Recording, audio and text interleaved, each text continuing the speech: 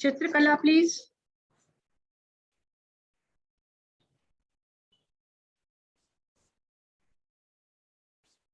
We are live now, ma'am. Yes.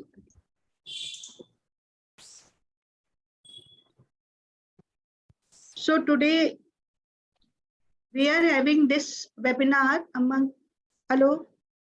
amongst Medical Disorder Committee. You are audible. You are audible, Taru. Go ahead. Okay. On knowledge, attitude, and practice regarding few diseases, basically AUB. It is in combination of amongst Medical Disorder Committee with societies of Rajasthan.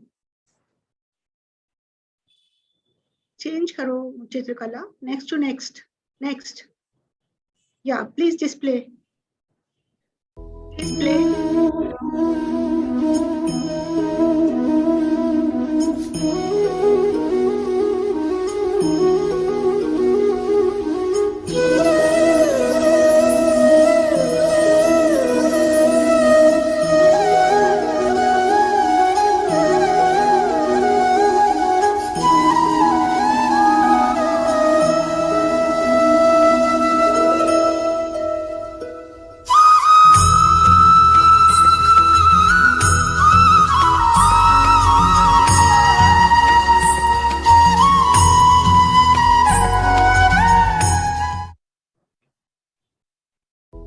Jar of blessings of Saraswati Ma is always needed to when we start something of knowledge.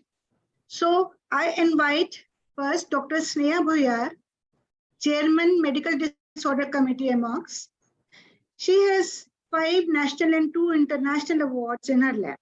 Very generous and kind-hearted. I've worked with her during her tenure as Chairman Breast Committee. Her confidence inspires me. She's a thoughtful planner and honest too. Right candidate for the Vice President post too. I wish her all the best. Dr. Sneha, I'm inviting you for officially welcome our respected guest faculty today. Please, Dr. Sneha. Thank you so much, Dr. Taru. Very good evening. I hope I'm audible. Yes. Yeah. So a very good evening to all the respected dignitaries and faculties here. I thank all of you to be with us today for this very important session, and I welcome all the societies of Rajasthan. A very good evening, respected Dr. Rajendra Singh Pardeshi, sir, President of AMOX and my mentor, Madam Sujata Darvi, Secretary of AMOX, a very loving and very supportive person, Dr. Nandita Palsitkar, immediate past President of AMOX, and my dear friend, Dr. Kiran Kurtakoti, President-elect of AMOX, ICOG Chairperson, Madam Lakshmi Shikhande, a very dear friend to me, who is taking the ICOG at the next level. And we are proud of you, Dr. Lakshmi. Dr. Ashok Kumar, Secretary ICOG. Chief guest, Madam Leela Vyas, past Vice President FOXI. Dr. Bhaskar Pal, our dear friend, who is the immediate past President of IIG and Chair of AICC RCOG, sharing knowledge not only in India, but all across the world. Guest of honor, Dr. Anju Soni, and who is the chairperson of HIV Committee of FOXI, Dr. Prakash, and a very, very vibrant, dynamic person, way forward in politics and cricket. And we look forward as our representative in the parliament, Dr. Prakash. Thanks for accepting our invitation and gracing the program. Today's program is short and sweet, mainly for the blessings of all the respected seniors and dear friends. We have met many academic sessions, especially as far as the breast committee is concerned, and we have connected with all the individual societies of Rajasthan, considering the bead defame story of, unindicated hysterectomies. Our friend, Dr. Kalyan Baramde, as Public Awareness Committee Chairperson of FOXI, along with FOXI and AMOX, we started this mission, and I was an active part of this mission taking this forward. This is the same program we have planned, Save the Uterus. Doesn't mean that you should not remove the uterus at all. In fact, you should stop removing the uterus when it is not indicated. Go for medical management, conservative surgical management. Try and conceal the patient and the relatives. If the women don't understand the aftermaths or the consequences of the untimely removal of the uterus, we gynecologists have to make them understand and make them aware also. Today, we have a very vibrant speaker, Dr. Monica Gupta, immediate past president of Alvar, and we have Dr. Taru Chaya, the master of ceremony, a very experienced gynecologist, immediate past secretary of Jaipur, and of course, we have Dr. Kalyan and myself. We're going to discuss the case scenarios. Of course, we're going to discuss the management, how to individualize, and with the blessings of God Almighty and the blessings of the seniors, I'm sure we're going to have a wonderful session. I thank all of you once again for the opportunity. And with this, I want to invite all the dignitaries, but as Dr. Lakshmi has to go for some other programs, so I invite straightway Dr. Lakshmi Shikande, as I have already introduced, a very vibrant personality, always smiling and very inspiring. So over to you, Lakshmi, for your words. Thank you, Sneha. Thank you so much. You can stop sharing. Yeah, please stop Chitrakala, sharing. yeah.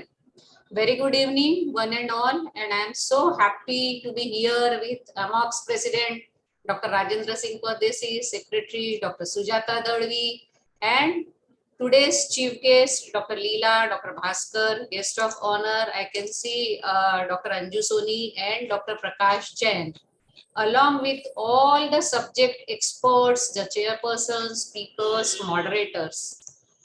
And Sneha, I am so happy that now after working as a breast committee chairperson in FOXI, you are doing a wonderful job as medical disorders committee of AMOX. And today the topic you have chosen, you have already highlighted, we do have to work on preserve the uterus. Each and every member of FOXI has to work. And it is not that we are not telling you to remove, but remove it. But as Sneha said, don't remove unindicated hysterectomies, you should not do. So Sneha, all the very best, not only for this webinar, but for your elections as well. And that is the major thing. And as a Vidarbha person, we are very, very proud of Sneha. Now you are doing wonderful work at AMOX. You have done wonderful work at FOXI. You have proved that you are a very good leader and a great academician. So once again, I wish you all the very best for your upcoming elections. Thank you for inviting me, Sneha. And today we are having our Gurukul Meda. So I have to log in there. Thank you so much.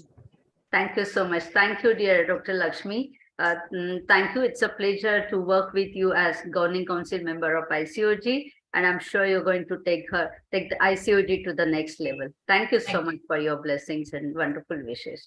Now I invite my mentor in person and AMOX President, Dr. Rajendra Singh Pardesi. He's so supportive. I don't want the CVs because we want to listen to sir and his blessings. So over to you, sir. Thank you, Dr. Sneha. Good evening, everybody. Respected Chief Guest, Dr. Bhaskar Pal, Dr. Leela Vyas, Guest of Honor, Dr. Anju Soni, Dr. Prakash Jain, our ever-active Secretary of AMOX, Dr. Sujata Dadvi, Nandita Parsetkar, Kiran Kurtopoti, and our ICOG Chair, Dr. Lakshmi Shikande, Ashok Kumar, and Kalyan Baramde. I am feeling proud and honored to be a part of this webinar, and that is jointly with Rajasthan. I wish expressed my sincere thanks to Dr. Leela Vyas, Dr. Anju Soni, and Rajasthan societies for taking this initiative with AMOX for women's health and for preserving uterus. It's very important nowadays. With the galaxy of speakers and chairpersons as panelists, I think this will be a great webinar on AUB. I wish every success to Dr. Sneha Bhuyar for our future endeavor in FOXI as Vice President FOXI, and hope she will continue this program of preserving uterus. Thank you. Thank you so much for inviting me. Thank you. Thank you, sir. Thank you for all your blessings and your support as always. Thank you so much. Now I invite Madam Sujata Dadvi, as I know that she doesn't want to display her CV and waste in time in reading, but she's a wonderful person, always very helping. And even though she's so busy, she joins each and every program of my committee. I'm so happy for that. And Madam I'm eagerly waiting for your wishes, madam. Thank you, Sneha, for such kind words. At an outset, I would like to express gratitude to our president, Dr. Rajendra Singh Pardesi, who is always very encouraging and inspirational leader, and also would like to express gratitude to Dr. Sneha, chairman of AMOG's Medical Disorder Committee, for laying out such a beautiful program for preservation of uterus and some discussion on abnormal uterine bleeding. I would also like to acknowledge the words of wisdom given by ICOG Chair Dr. Lakshmi Shrikande. And of course, I would like to hear a few words of wisdom from our chief guest, Dr. Leela Vyas and Dr. Bhaskar Pal, and of course, guest of honor, Dr. Anju Soni and Dr. Prakash Jain, and would like to wish Sneha best wishes not only for today's webinar, but for her future endeavor in Foxy. Thank you so much, Sneha. Thank you, madam. Thank you so much. And now I take this pleasure to introduce and welcome today's chief guest, Madam Leela Vyas, who is the past Vice President of Foxy. We know Madam as, Sarve Sarva of Rajasthan. So, Madam, we are very eager to listen to your precious words, and we are very thankful to you for your support as always. Over to you, Madam Leela Vyas, for your precious words. Welcome, Dr. Kalyan.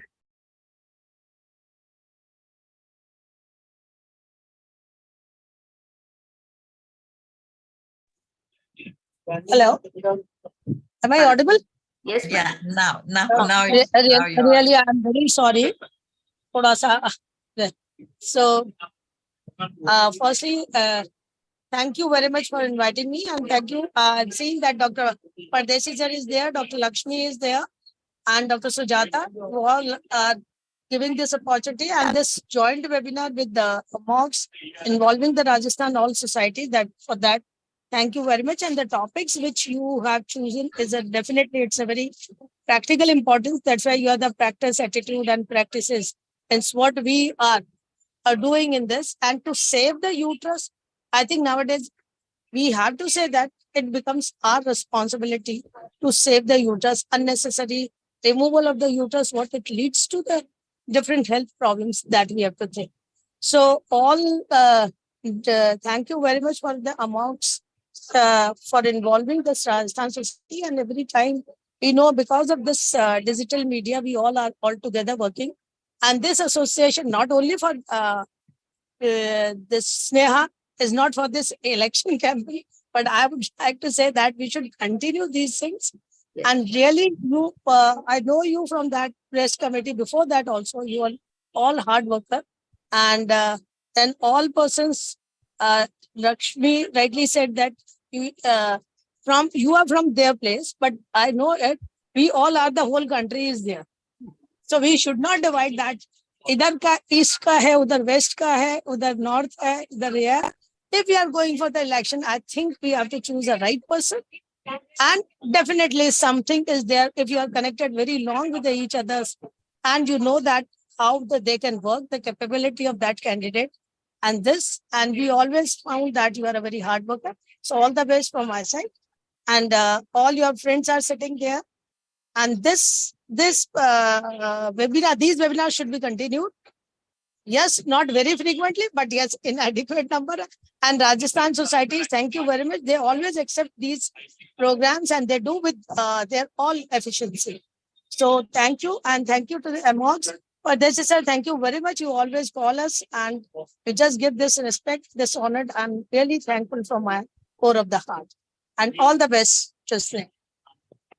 Thank you so much, madam, for your wonderful words and supportive words as well. And thanks for your blessings. Kalyan, we have just appreciated your work as Public Awareness Committee Chairperson, how you have taken up this initiative. And I'm very thankful to you for being in your team for this initiative. So thank you so much for joining. And now I invite our dear friend, Dr. Bhaskar Pal, who is the chief guest for today's program. Bhaskar, I know since long time, almost now more than 16 years, I would say, and a very focused, very sound academically person. And of course, he's the chair of AICC RCOG past president of IIG and past vice president of FOXI. Of course, not to miss, even though we are friends and batchmates, he was my committee advisor. So I would like to hear from you, your precious words, Dr. Bhaskar. Over to you. Thank you, Sneha, for inviting me. And it's great to be among friends like Dr. Leela, Dr. Pardesi, Lakshmi, Sujata, and everyone. I think AMOGS is a very vibrant organization, and you can see by the number of activities that happen. And I'm really pleased that you're doing this webinar on AUB because at the present moment, the current focus is on hysterectomy, on how we can reduce the number of hysterectomies that are happening across the country. That doesn't mean to say that people are doing unnecessary hysterectomies. It goes to say that whether we can look at alternatives to hysterectomy and convince patients that always hysterectomy, although a permanent solution, may not be the best for their long-term health. It is also interesting that this is a subject that I chose for my oration at the AMOGS conference at Nasik, where I spoke on hysterectomy. So I think we need to do more of this. We need to make gynecologists aware, but at the same time, we need to make training accessible for people where when we talk of alternatives to hysterectomy, that we can train people in there. The second thing is about Sneha. I think it's a pleasure coming on Sneha's webinar. I think the biggest, apart from we being friends, what is important is that for those of you who do not know, Sneha hails from a small society called Yavatmal. And it is not easy to come from a small society and become a committee chairperson. I think that is the first hurdle that Sneha has climbed. And she's worked for years in rural obstetrics. And then she became a chairperson of the breast committee. And in her chairpersonship, the breast committee actually achieved the new heights, which we could never think a breast committee, you can take the breast committee to those heights. So it is very difficult to find a person who's as hardworking as Sneha, and during her 3 years as chairperson of the committee, she has shown her ability to work and take everybody together. So I wish Sneha all the best, and I'm confident that Sneha is going to succeed in the upcoming elections. And I wish all of you a great webinar. Thank you very much. Thank you so much, Bhaskar, for showing faith in me. And of course, I'm thankful to all of you for all the support. Now I welcome my dear friend, Dr. Anju Soni, who is the guest of honor for today's program. And she is the chairperson of HIV/AIDS Committee for FOXI, and of course, the national president of Indian Menopause Society. I would like to, all of us are waiting for your words of wisdom, dear Anju. Over to you. Thank you, Sneha, for your kind words. We have been friends for ages now, and I have seen you, the way you work. And first of all, let me just thank each and everyone on your behalf. Dr. Pardesi sir, Sujata is my committee member, also a very active person, learned, active. Then Dr. Lakshmi Shikhande, again, a very dynamic ICOG chair. We have seen her, how she has been continuing her, education program. And we have all seen her, in this endeavor of conducting educational activities. And education is one of very important things we all know. The dear Leela, Dr. Bhaskar, very humble, very learned, and always there to help you around. So with all these people around, I'm sure you're going to get, and our Rajasthan societies now, we have got, 2 baby societies also there in our, this thing. जैसे हमारे झोले में 2 नई society भी आ गई हैं. So we have been there with them also. So Rajasthan is growing very fast, and academically also, we are all working together very fast. AUB is one of very, important things, and we have to understand about it in a great detail. When I was president of Jaipur Menopause Society in 2016, of course, I was secretary in 2014. That is a time when I was secretary, I started my campaign of saving the uterus. It came in the media that saving the uterus is as important as saving a girl child. So with this motto, we started this program, and we all of us, we continued working on this, and we are still working on this. We have to continue working on this and talk about how we can save the uterus, and of course motivate people on how how to use hysteroscope as their first instrument, which is so important and which every gynecologist must have in its armor. Like they have ultrasound nowadays, like they have they have to do per vaginum examination in every case. Similarly, they have to have a hysteroscope, because hysteroscopy is now a gold standard for management of AUB in every patient, and we all need to have hysteroscope in our armor.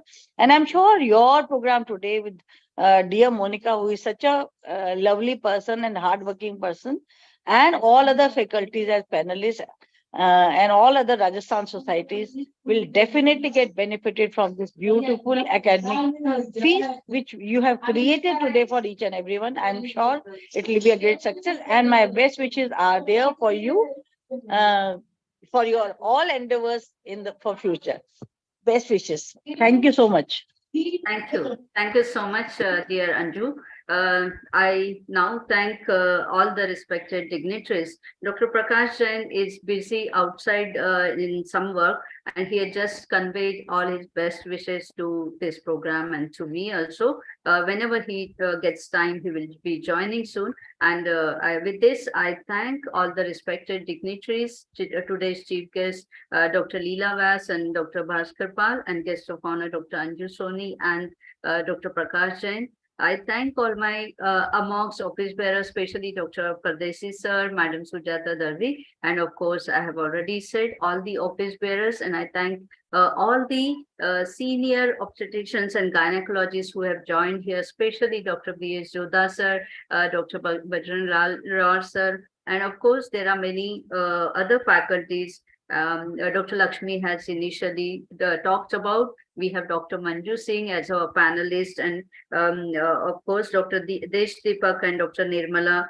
Dr. Aditi Bansal, along with our dear friend Dr. Kalyan Baramde as the moderator of this panel.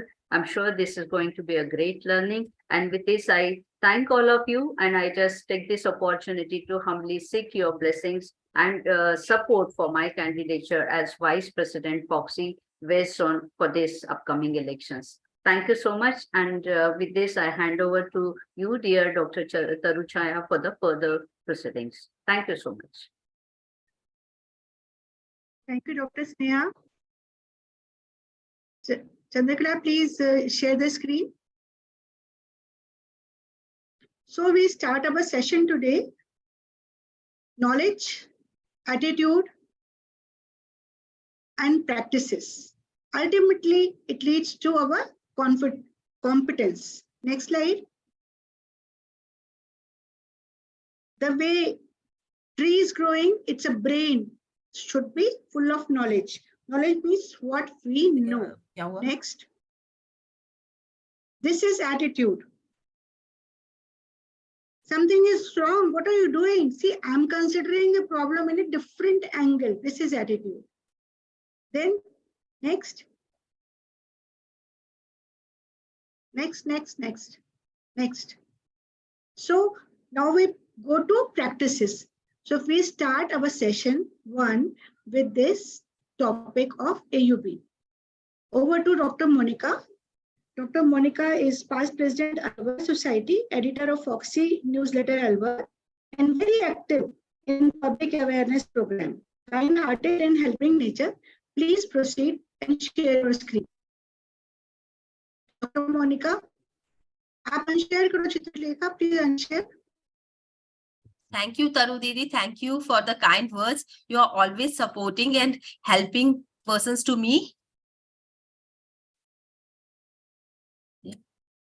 Chitrikala, please unshare. My slides are visible? No. Yes, Chitrikala yes, will Dr. unshare Monica, you first. can just make it full screen Full screen? and go ahead. Yes, Yes. you can do slideshow. Yes.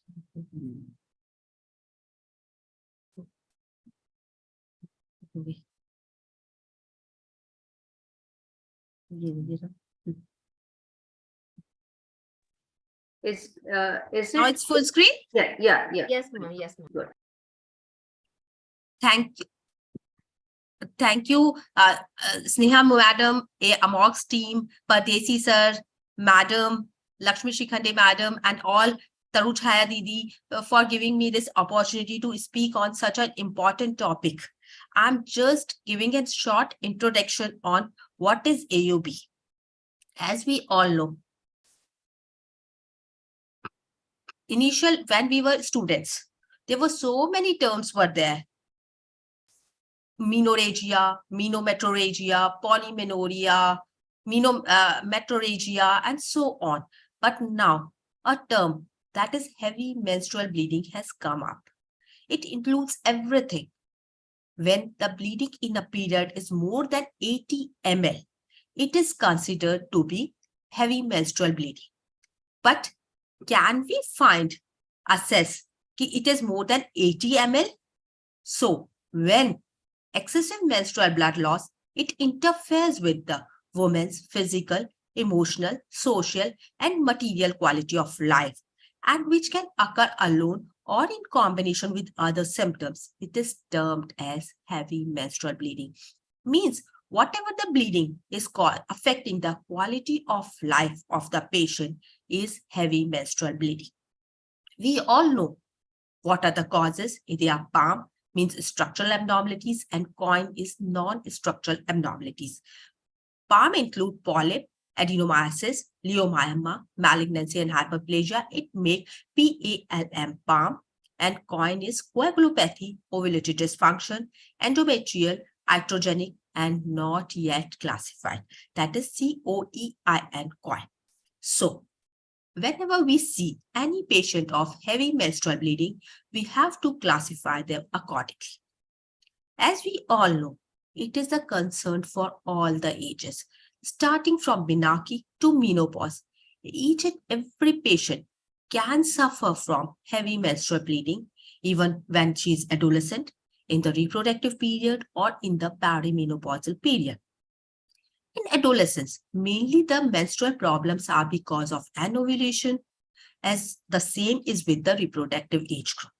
Whereas in the perimenopausal woman, the abnormal bleeding occurs due to the declining ovarian functions.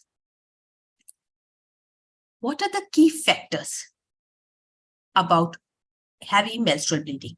Its prevalence is 9 to 14%. But when we see in our OPD, it can be very high. It can be as high as 52%. A bleeding more than 80 ml in the every menstrual cycle and having a negative effect on the patient's life. How it affects the quality of life of the patient? It affects the daily activity. The having a large negative impact on their physical activities. Their relationships is affected. Their social life is negatively affected, and their work and education is affected. Their performance at school or the workplace is affected. They have to take leave from there. So these are the problems.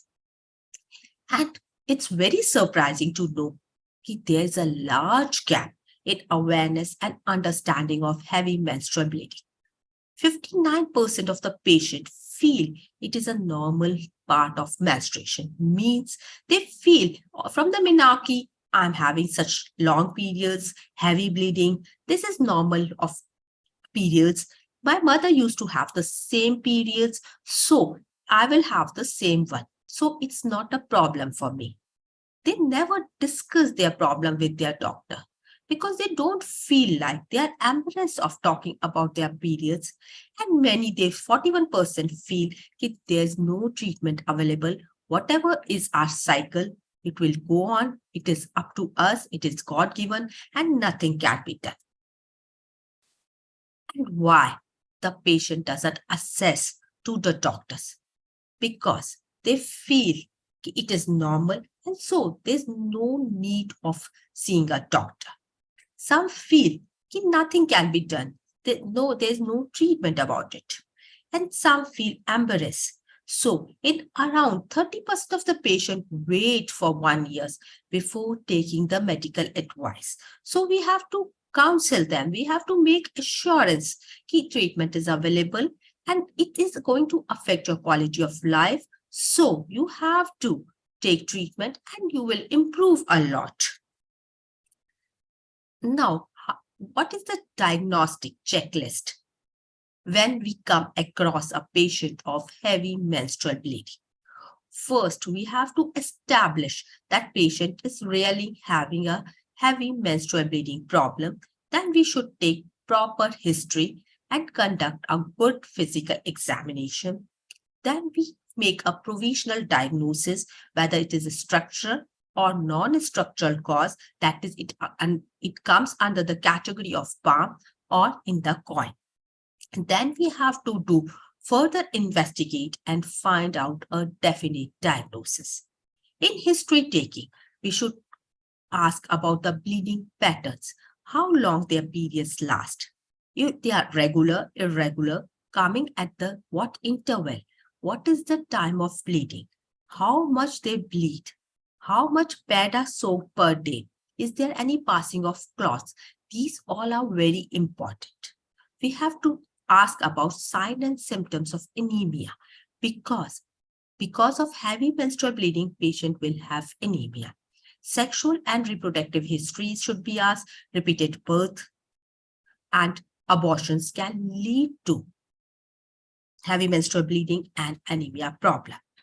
We have to ask about systemic causes like obesity, hypertension, and diabetes. Chronic diseases like inherited bleeding disorder should be asked because in cases of coagulopathy, bleeding will be heavy. Spatial history about the hormonal use should be asked because we see routinely in our OPD, many of the patients are taking irregular hormone or they are having an irregular spotting because of some only progesterone injection, pills, or the LNG IUCD. Family history about coagulation and thromboembolic disorders and hormone-sensitive cancer should be asked. An associated symptom about increased abdominal girth, pelvic pressure, pain, bowel, and bladder disorder should be inquired. Then we have to reassure them, offer the treatment, and give a definite diagnosis and treatment to the patient. Now, whenever the patient comes of AUB to us, how we are going to diagnose that patient? First, we have to ask about the medical history. If the patient gives a history of irregular hormonal intake or the use of emergency contraceptive or the use of progesterone-only pills or has stopped hormone in between, that it comes into the category of iatrogenic AUBI. If the patient gives the history of bleeding diathesis, we suspect some coagulopathy, we should go for a coagulation profile and diagnose it as AUBC. After doing physical examination and initial assessment, we have to go for the investigation like CBC, thyroid, USG, MRI, and saline infusion sonography if needed. If we find any structural abnormality, then we can diagnose it as a leiomyoma, adenomyosis, or the polyp. Adenomyosis is AUB-A, leiomyoma is AUB-L, and polyp is AUB-P. If there's no structural abnormality, the uterus is normal, we have to find out the endometrial thickness. It is normal or it is enlarged. The thickness, if the thickness is increased, we have to definitely go for the hysteroscopy associated with biopsy. We have to find out whether there is an atypical cell in the endometrium, then it is AUB-AM, means malignancy. If no cells, atypical cells is there, it can be an ovulatory dysfunction, that is AUB-O, or endometrial, that is AUB-E. That's what, this is how we are going to diagnose heavy menstrual bleeding. Coming to the treatment, first line is always reassurance, counseling, along with tranexamic acid and NSAIDs. Second line includes hormonal preparation, whether it is oral, injectable, along with progesterone, along with estrogen, progesterone-only pills, or LNG IOCS. In surgical therapy, conservative therapy like endometrial ablation by roller ball or TCRE impedance control, bipolar radio frequency, balloon thermal ablation, microwave, or free fluid thermal ablations are there. Now, in the current scenario, UAE also gaining popularity. We can go for myomectomy or hysteroscopic myomectomy or lap myomectomy if needed. And finally, if all the measures fail, we have to resort for hysterectomy in the last. Now, how to diagnose, how to manage a case? First, we have to establish the problem in the patient, how much she bleed, it affects her physically, does her monthly bleeding affects her daily life, does one or more of the above symptom occur for more than 3 months. Then we have to take proper history and conduct physical examination. We diagnose the thing. We make the diagnosis according to the Palm Point classification into the structural and non-structural causes. Then we have to conduct the investigations, including CBC, thyroid, coagulation profile, ultrasound, and endometrial biopsy. They are the basic things.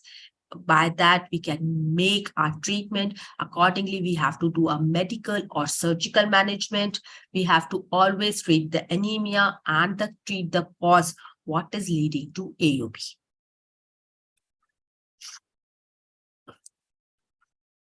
So whenever the patient of AUB comes to us, firstly, we have to ask whether she wants pregnancy or not.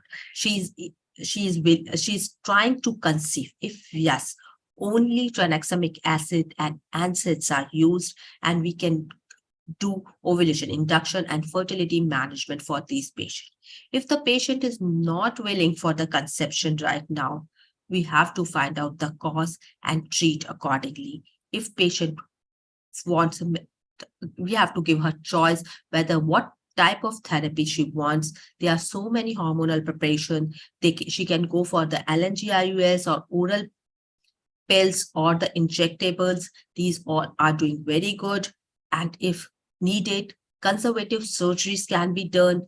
And if not, and patient's family life is completed, we can opt for hysterectomy. So, my dear friends, AUB is a big concern for us in the day-to-day practice, and we all gynecologists see so many patients, and we have to treat them accordingly. Treatment is very simple. We have to go just systematically. We have to make a diagnosis by good history taking and physical examination and treat it. Thank you. Thank you very much for the patient listening.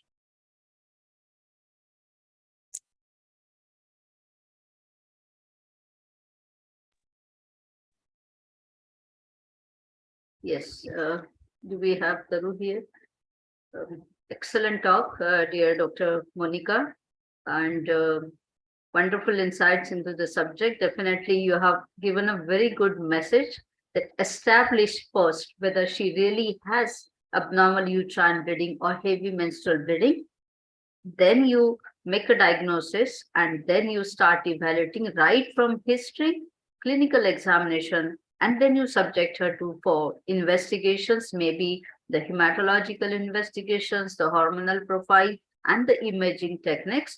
Once you make a diagnosis according to our age group and the disease you have found, whether it is structural or non-structural, you go ahead with the treatment.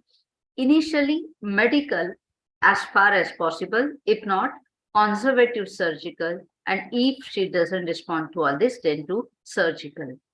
Very well received message, Monica. And now we go ahead with the panel discussion. So thank you, ma'am. Thank you very much. Yeah, I request you to introduce the panelist, and just go ahead with the introduction of the panelist. Thank you, ma'am. Our next session is on panel discussion, is on case-based discussion on AUB, and our moderators are none other than Sneha Bhugar, ma'am. She's our vice president candidate. She's working so hard for it, and I think she's the best candidate for this job.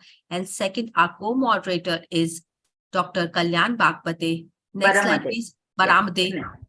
Next, Chitrakala, please. Yeah.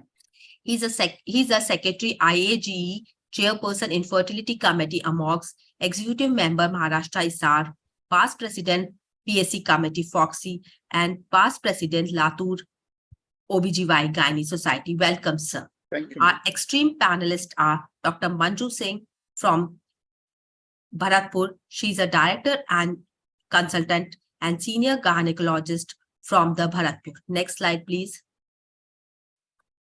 Dr. Prerna Rathore.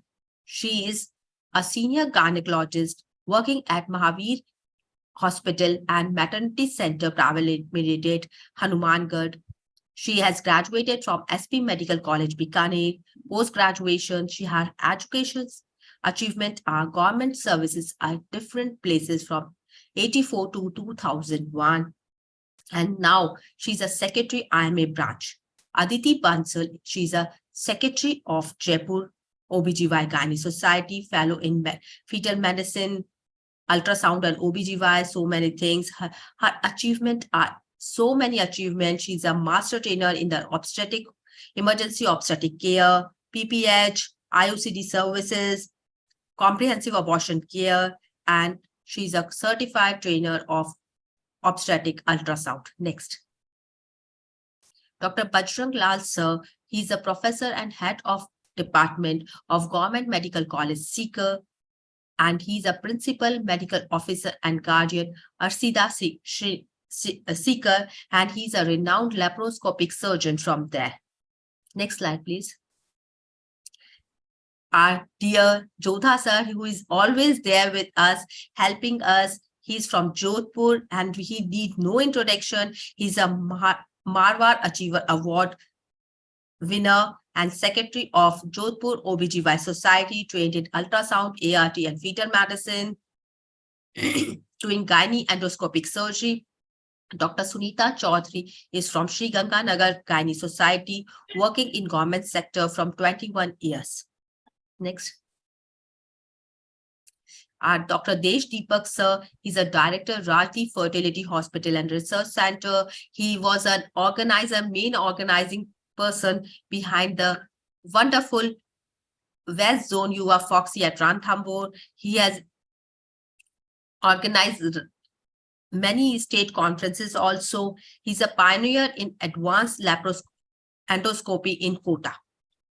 Next. Dr. Nirmala Sharma, she is president of Kota Society and she is a unit head and head of department of GMC Kota, Rajasthan. Next. I invite all the panelists to please start the session. A very good evening to all of you, and I welcome my moderator, dear friend, Dr. Kalyan. I welcome all the panelists here, and I hope few more panelists will join soon. And let us start our panel discussion without much ado. Actually, Dr. Monica has already covered the initial aspect which we were supposed to discuss here, but she has very nicely discussed right from the beginning how to when to label, how to define AUB in presence of pregnancy, in absence of pregnancy, whether it is acute and chronic, as she has said, more than 3 months, but at least the abnormal uterine bleeding lasting for last 6 months. That is how we define the chronic one. And acute one, we say that when the amount is sufficient enough to label or to require urgent intervention as per the opinion of the managing clinician. So she has also focused on what were the terminologies which were inconsistent, very difficult to apply to, very difficult to conduct a study and also compare the result. So with these inconsistent terminologies, it was very, very difficult to categorize and manage these patients as well. So that's a very reason PIGO has come up with this very novel nomenclature, which we label it as PAM COIM, where you have the PAM as the structural and COIM as the non-structural causes. So without further ado, I would just like to start with the discussion that Dr. Bajrang Lal sir, who is the professor and head of department. We have just heard about him. Sir, what are the guidelines which we Indians should follow? What are the FIGO guidelines and what are the guidelines which we should follow? So what are the Indian guidelines, I would ask you, sir? Do we have Dr. Bajrang sir?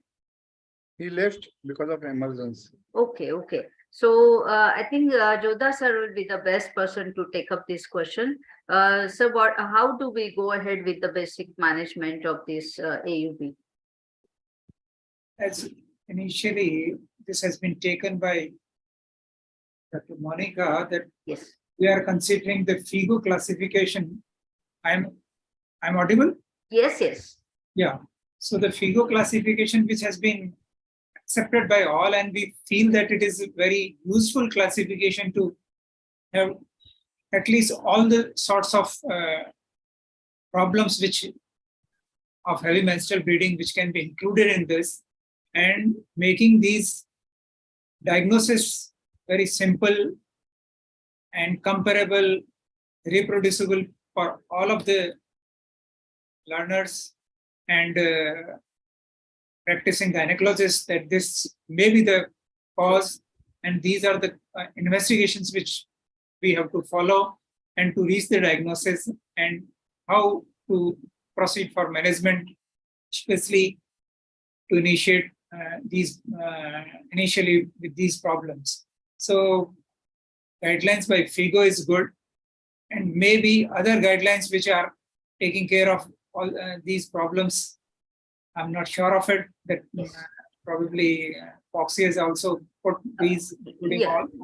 In fact, FOXI has also agreed to this terminologies. And in fact, the Indian guidelines say that we have to abandon the old terminologies and we have to follow the POM-COIN classification and thorough history taking, clinical examination, and then wherever there is a need for further investigations and manage accordingly. So whatever we have discussed till now, whatever Monica has discussed, that we have to go for the medical management first, and then the conservative surgical, and then only we have to go for the actual surgical management if necessary. So once again, the question comes to you. So what are the medical management options available right now, which you use in your day-to-day practice? Most of the time, these patients who are reporting to us in OPDs, they are having acute episodes of these and creating their disturbance in their routines. Yes. So we start these tranexamic acids, non-steroidal anti-inflammatory drugs, which most of the times they respond. The doses we have to titrate. That is the requirement for these patients, and to counsel that you will be getting the response within 2 or 3 days. Clear with the drugs, or in times we can add the parenterals also, because tranexamic acid are also having the, so the loading dose of it can be given in form of 1 gram, and Correct. following that the tablets also having 1 gram of tranexamic acids. So the dosage requirement may be titrated, and the patient usually responds well within 2 to 3 days. And otherwise, the patients who are not willing for that, any type of conception or fertility issues, then the best options can be the OCPs, which we are having in form of 30 microgram ethinyl estradiol preparations initially, which they can be also tried, and usually they give good response.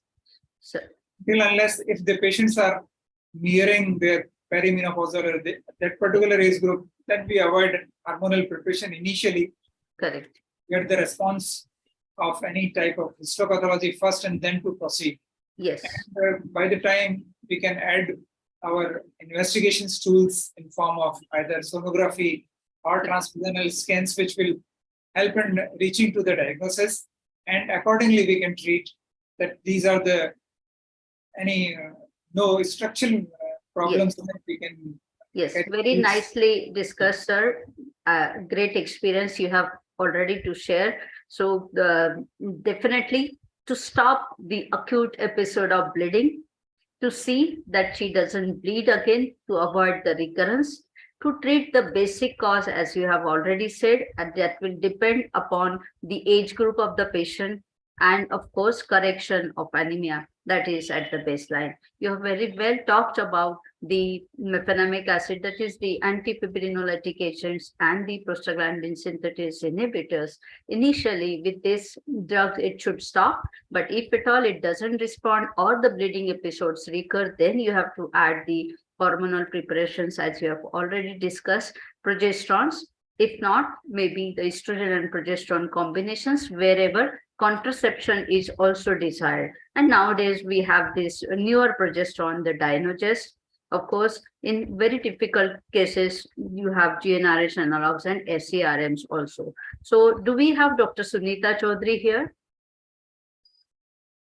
Otherwise, yes, Dr. Deshdeepak, you can take up this case. What are the surgical, you can take up this question. What are the surgical conservative modalities for uterine bleeding? Suppose this patient doesn't respond to medical management. Yes, Dr. Deshdeepak.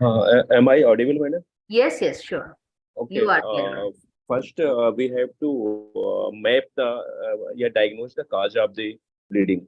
So first surgical treatment is always endoscopic treatment. Like first we can do saline infusion sonography, because main causes of the AUB is intrauterine polyp or submucous myoma. Sometimes RPOC is inside the uterine cavity. So first treatment is the DNC, old age treatment. But now we are combining the DNC with the hysteroscopy also, so that we can treat the cause. Sometimes the polyps are not accessible by DNC, like very near to the carnu, so they are left.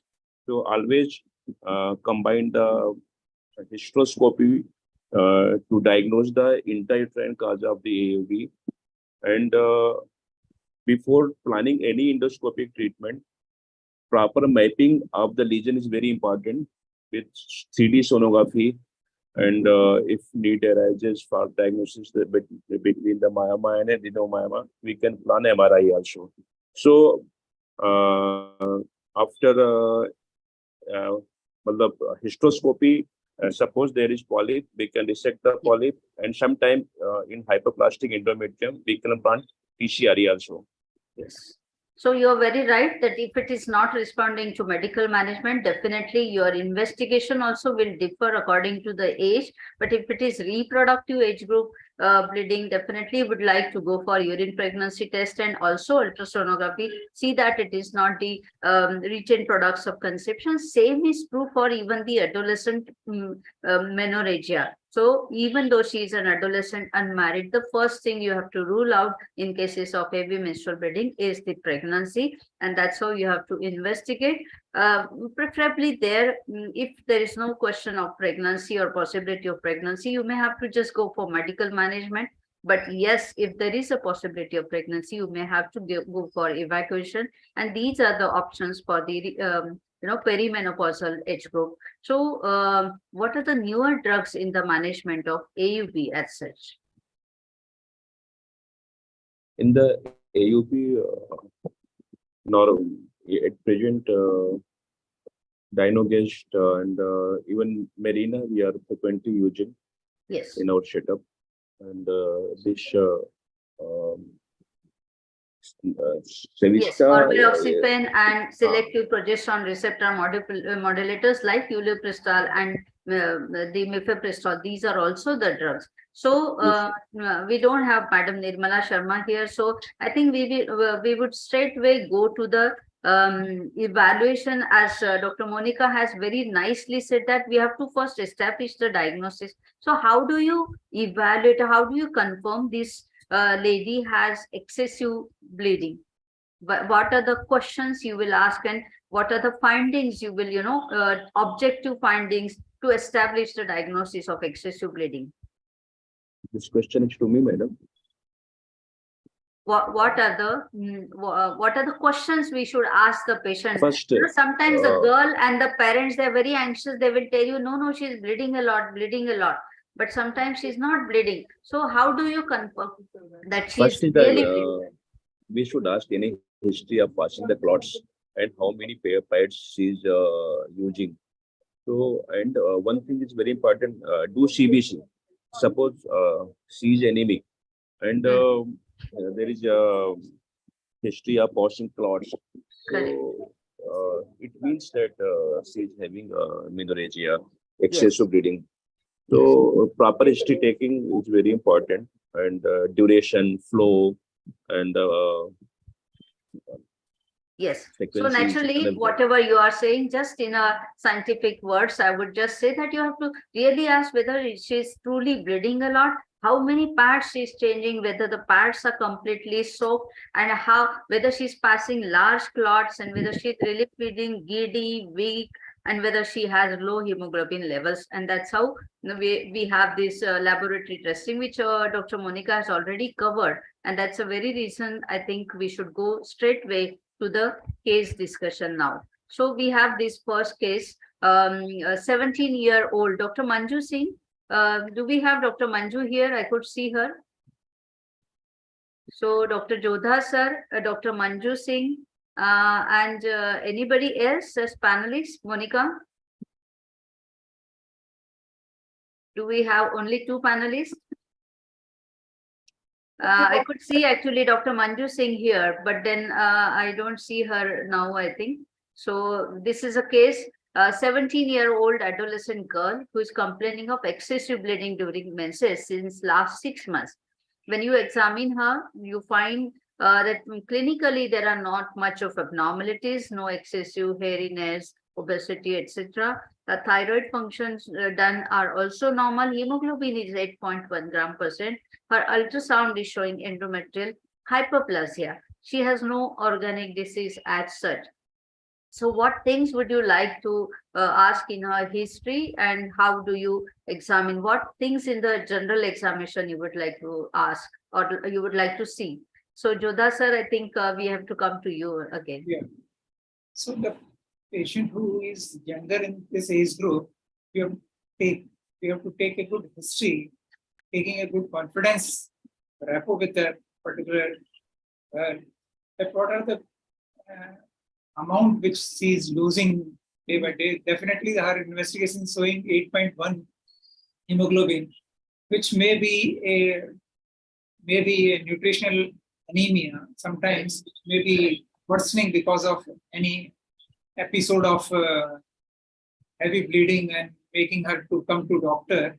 Yes. It is to be asked. So if any history of suggesting that she is passing clots, the number of pads she is changing per day, and amount of soap pads per day, what are her daily physical activities? Are they being compromised because she's avoiding schools or college? So taking these things in mind and computing that this girl is having problem with this.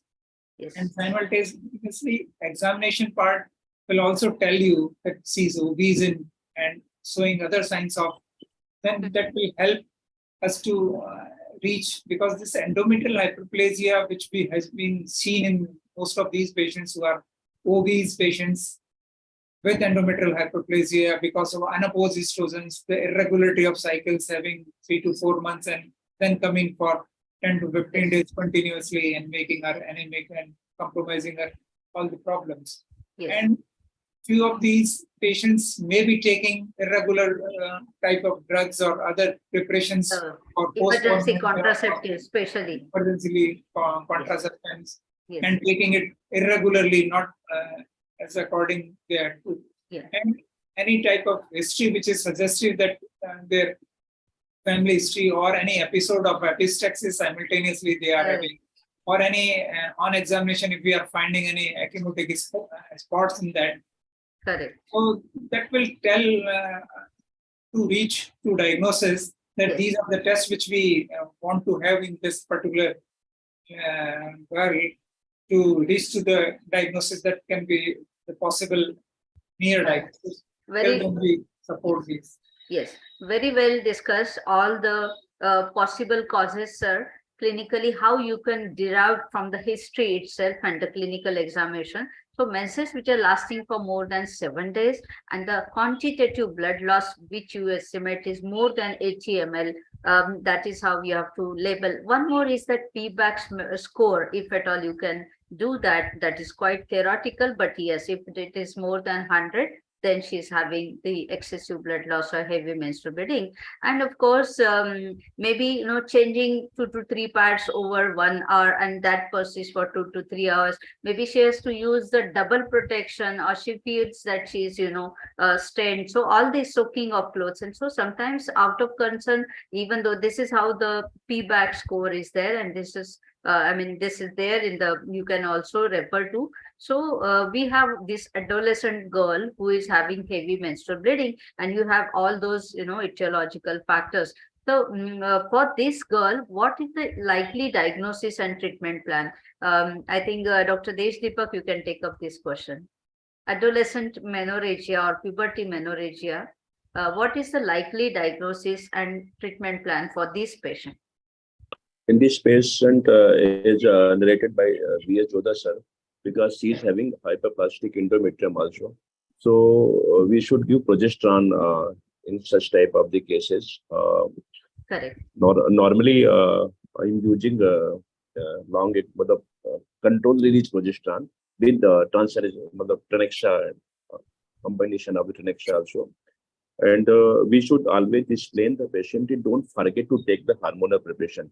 Sometimes if there is any relief, then they forget to take it. So we should counsel the patient. If you forget one pills, then again repeat it in the morning. So counseling is very important. So she can take it regularly and at least for 3 cycles. Correct. And again, we can do the sonography and transabdominal sonography because she is unmarried. And take the proper history also is generated by sir. Yes, as I have already talked about that, not to forget this patient who are having 2 to 3 months of amenorrhea, that is irregular cycles followed by prolonged and heavy bleeding.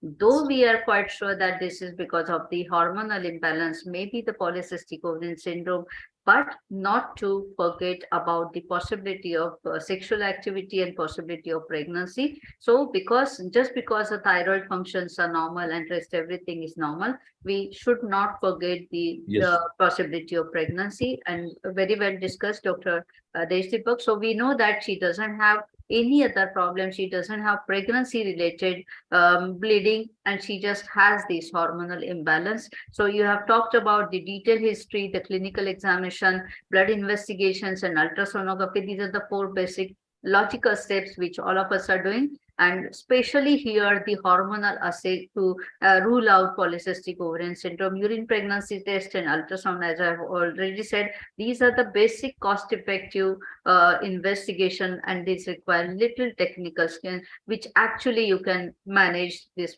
girl very effectively. So as you said that menorrhagia, you have to stop by using the tranexamic acid and mefenamic acid combination. But the the combination and the dosage which we people are using, maybe majority of people are using, sometimes they are not adequate, and that is how you have to see that Dr. Jodha sir had just said that the tranexamic acid as 1 gram.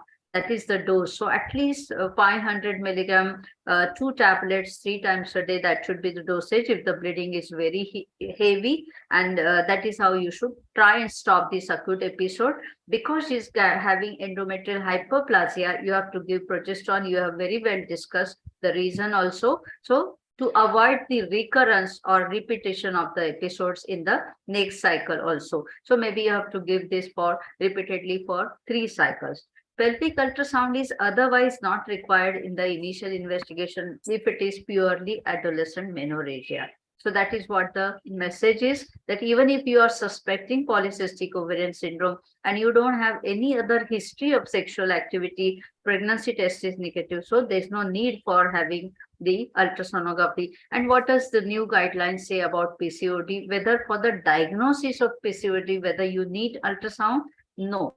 So if she's less than 8 years after menarche, ultrasound is not necessary for the diagnosis of PCOS. The clinical features, history and examination is all that is sufficient.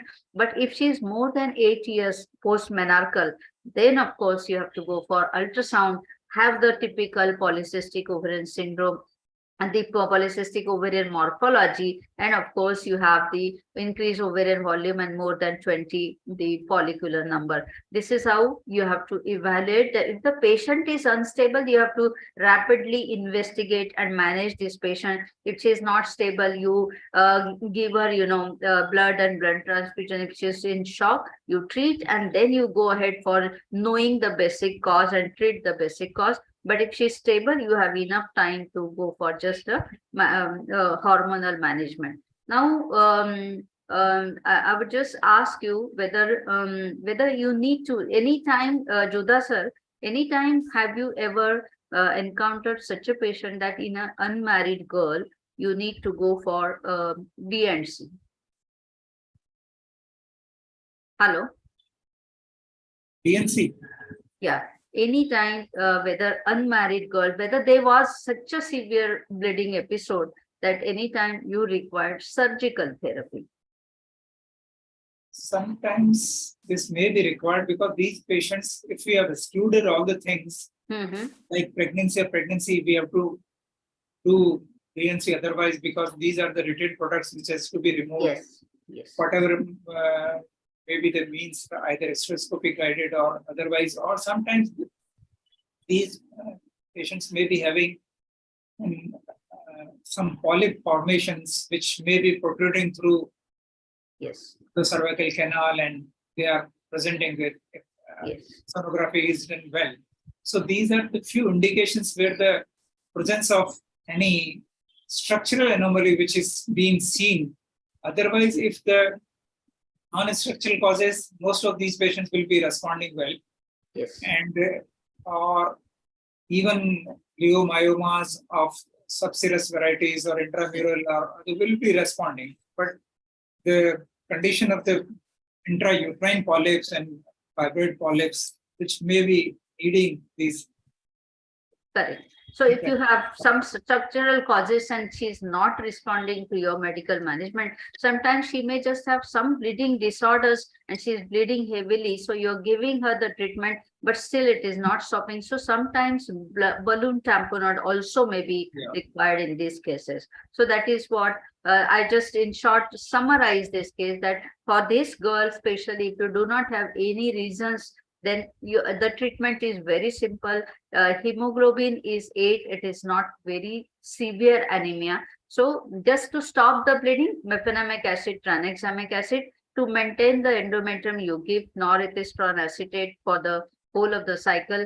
And then again, you try and see that she doesn't bleed again. Maybe you have to give it repeatedly for 3 cycles. See that there is no other reason, structural or non-structural, and try and correct her anemia. Maybe for this, you may have to give injectable iron and so. So otherwise, this patient doesn't need much of a treatment. So this is what, just to discuss the moderate and severe anemia, which we are not going to cover here.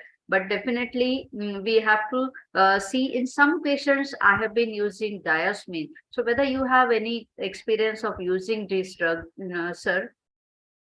Venex 300. Our colleagues are using it. This is a product. Yeah. I'm not yes. using this product, but so they are yeah. very good. Yes. So just to share with you that this is the summary of the clinical trials which has come up, which has been published here, but I share my personal experience also since last almost 8 to 10 years, Venex 300, 500, that is a preparation. And it is giving wonderful result, because in adolescent, you don't have, you try and avoid using hormones, especially. Yeah. Yes. So in this situation, especially with tranexamic acid, mefenamic acid, and this drug, it is said that pure diosmin reduces the amount of bleeding up to 50%, and it reduces the duration by 2.5 days almost. relieves dysmenorrhea as well by 50%. It normalizes the menstrual cycle. So the adolescent only menorrhagia, rest of the month is fine. Only she bleeds during that period. So this is a drug which is very, very effective and very useful for these adolescent girls. So I think with this, we go ahead with the second case. And for this, I invite Dr. Kalyan Baramde to go ahead with the discussion. Over to you, Kalyan. Thank you, ma'am. Wonderful discussion till now. Now we are moving to the generation which is a reproductive generation where you have to tackle menorrhagia with their reproductive functions. This lady is a 48-year-old nulliparous with irregular cycles every 18 to 20 days and bleeding for 7 to 8 days since 6 months. She's a known case of diabetes on metformin. On clinical examination, pallor is there. BMI is 32. Already treated by local doctors on COCs for 3 months, but bleeding recurred on stopping the treatment. So how should we proceed with the investigations and what should be the management? Dr. Sunita, madam, please. Yeah, Dr. Sunita Chaudhary. She is not joined. Yeah, yes. Yes, She's come. not joined. Hey, Dr. Sunita is having high fever. She Okay, cannot okay, join. okay. Okay. Dr. Nirmala, Dr. Aditi, they have joined. Is Dr. it? Nirmala, yeah. Okay, good. Dr. Dar is also joining. So, do we have Madam Nirmala? I think I will become a panelist I can now. see Dr. Aditi Bansal. So, Dr. Aditi Aditi, Bansal. hello.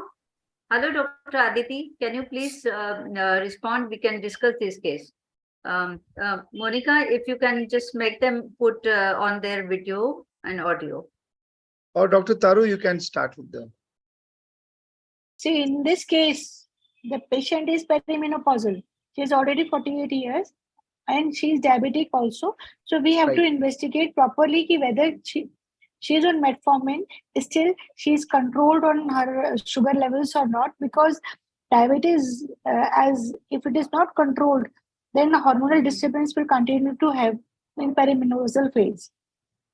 So we have Also, to Also, a BMI is high, 32. higher BMI is high, but I don't think at this we will counsel her for lifestyle modification, but still it is very difficult for her to reduce weight as such. So first we have to control and counsel for her diabetes control, and we will counsel her, see, you are perimenopausal and you're going to have menopause, and with some medicines we can try to reduce this your bleeding, and because you are anemic as well. Problem nahi na dekho. So we first have to thing take is care we of have that, to rule out the first thing is we have to rule out pregnancy at any stage of the life. yeah. That is one thing. Yes. Secondly, and any endocrinal causes you can think of and start evaluating according to that. We have to look for hypothyroidism as well, because she's obese and heavy bleeding is there, irregular although. So we have to take care of that also. So we will take CBC again, TSH, HbA1c, basic investigation, and vitamin D3 I prefer, because I find vitamin D3 deficiency can also cause perimenopausal AUB. So with such, if she's ready, So you are done all the sonography. routine And investigations. we'll go for Yes. sonography. And Sonography. sonography, what is the status of endometrium, what is the size of the uterus, whether it's associated fibroids are there or not, only endometrial hyperplasia is there, or it is normal. Whatever it is, we will find through the sonography. Then according to the sonography status, we will go for management. Very rightly says. So you have to do. Yes, you want to add something, Dr. Jodha sir? Yes, sir. Most of the time when the age is 48 years, we have to take all the things which has been in mind in that particular age and to exclude structural causes, because they are increasing with the age, fibroid, adenomyosis, and all these things. We have to exclude. So that's what I said, we should go for sonography first. We will come to know what is the case. According to the sonography, we will further investigate. Yeah. Because coagulation factors would have been manifested very earlier in this age group. It's Not recommended at this age. Yeah, until it's so specified. it's not going to help. But the examination part, by clinical examination part, transvaginal sonography and 3D sonography will add to your to reach to the diagnosis, and at least you have to do the endometrial curettage in these patients, Yes.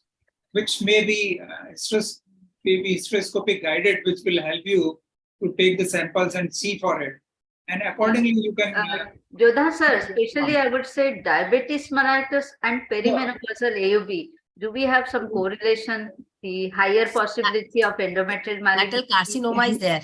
Yes. So we have to go for the endometrial examination and biopsy. endometrial sampling we have to There is an entity called as corpus cancer syndrome, in which there is a diabetes, obesity, and hyperplasia or heavy bleeding. Yeah. hypertension. So you have to rule out that, Great, and fine, as such, history has been given that she is nulli gravida. She has never conceived. So our thinking should be going towards the endometrial hyperplasia, and as sir and madam has told about the structural causes which are to be ruled out. So the next slide, please. Yeah. So once you have done the evaluation, now the treatment part remains whether to go for a DNC or endometrial biopsy or hysteroscopies, depending on the report of 3D ultrasound. Nowadays, with the 3D ultrasound, there is no need of doing hysteroscopy every time until it's a case of a postmenopausal bleeding. So we have to rule out on 3D ultrasound whether the endometrium is normal, whether it is hyperplastic, whether there is a hyperplasia. The important thing is to get histopathology of the endometrium, and that is going to rule out whether this case is of endometrial hyperplasia with atypia or without atypia. Now, my question is to Dr. Jodha sir. You have done an endometrial biopsy. I personally feel that DNC should be used only for therapeutic purposes, but otherwise a pipelle biopsy can be taken on the OPD basis. There is no need of going for a DNC because it will require anesthesia, and pipelle biopsy is to be done only in the OPD without any anesthesia. So you have got endometrium. The report is saying it's a with atypia. So Dr. Jodha sir, what will be your management? If the report is seeing the history of the patient with diabetes, with atypia, because the risk of converting to these atypias to the malignancy is quite high. It may be ranging from 5 to 20% of cases. So these are the patients who are to be counseled for either regular follow-up in form of yearly DNCs to get it that it is not converting into, or you see for any hysteroscopic examination that is a focal lesion which may have been missed by pipelle, then we have to take it. Or these can be tried by giving LNG-IU system and see the response in that particular period of 6 months to 1 year, how they are responding well. And then you do the repeat curettage and take the sample, and what is your clinical outcome of that? And, yes, Dr. Jodha sir, this is for with atypia, patient not willing for childbearing. Yeah. Okay, right? The patient is not willing for childbearing. Are you going to subject this patient with atypia for LNG-IUS and wait and watch period, or you'll go for a surgical management because her age is 48 Definitely, years? we have to counsel these patients, right? That if she is agreeing to the surgical, then it is better to do the surgical, because these are the patients who are not going to follow up regularly. If they are not following up regularly, it is the best option to do the terminal surgery to remove the uterus. It is best because you do not take chances with a diabetic patient with atypia with a high risk. If they are not agreeing it to, then we have to counsel that you may require yearly endometrial biopsy and hysteroscopic examination to. Right. Either she's not agreeing or she wants to now go for a childbearing. Yeah. That is the time you have to counsel them that you might require a close follow-up. Those patients with complex atypia or with atypia, they have to do follow-up every 3 monthly till their reports come negative. With LNG-IUS, you can put a pipelle from side by and take endometrial biopsy every 3 months. If 2 of the reports are negative, then you can remove LNG-IUS and go for a IVF or other ART procedure for her pregnancy. Very well discussed, Dr. Jodha sir. So those patients who are not understanding, those patients who doesn't want a medical management and loss to follow-up is very important. These are the patients where surgical treatment is required. Thank you Yes. so much. So we'll move to the third case. Excuse me, Dr. Kalyan. Yes, Can I Dr. ask you one question? Yes, At ma'am. the age of 48, when she has not been conceiving for such a long time, still will like to, if she wants, if it still will like to introduce. Ma'am, it's always, Mirena you and have to then- give, there has to be a cafeteria approach always. You have to counsel. Because endometrial hyperplasia is a precursor of CA endometrial, it is not CA. But if you do a counseling, she's ready for the proper follow-up, then only we also can tend her for go for a pregnancy if she's willing. But now this age is a dicey, 48 years. But this Because is 50 was years 40 in to the 42, maybe Yeah. 40 years. I will be always ready to go for a IVF ART procedure. Yeah. Thank you, Dr. Taru, ma'am. Yeah. One thing, Yes. Dr. Kalyan, I would like Yes, to ma'am. ask: is the PIPL aspiration appropriate for such cases to diagnose atypia? Always, ma'am. I said you have to do a 3D ultrasound properly. 3D Okay. ultrasound is going to diagnose 99% of the lesions. Those cases where you have a diagnosis of only endometrial hyperplasia and you can get a sample on the OPD basis, is always better to go for a PIPL. Where you go for a hysteroscopy, there are indications that those patients where you don't get a sample, that means there is a polyp inside which you are not able to remove with the PIPL. These are the cases where hysteroscopy is indicated, and there you can do hysteroscopy guided biopsy or removal of the structural lesion from the uterine cavity, ma'am. It also Sir, depends that Sir, you I are- just want to ask one thing. Why we are not going for a hysteroscopy guided biopsy? We can see and we can take the biopsy from their point. I would just like to Taking a intervene blind here. procedure is not, I think, good for the patient having a 49 years of age, Dr. obesity and Monica, diabetes. Dr. Monica, ma'am, only I'm saying why to go for a invasive procedure when you have a 3D ultrasound, which has a specificity of People 95 are to 90. not that expert in the 3D ultrasound. All the So- time we have to not just go with the That report of if the people- sonologist. In that our means- that means scenarios, if we people don't are have not, such good ultrasound experts Hmm. to. we have to develop those give a- things, ma'am. No, Because many a times they write a endometrial hyperplasia and you find nothing out of it. And they write normal endometrium and you find a hyperplasia over there. So you have to use your clinical experience accordingly. Sonosalpingography. Do the sonosalpingography. If you are not good at 3D, then do Yeah. the sonosalpingography. That Yeah. will help you. If you are not having that advanced machine, that will be better. But at least it will tell you that there can be possibility of polyp.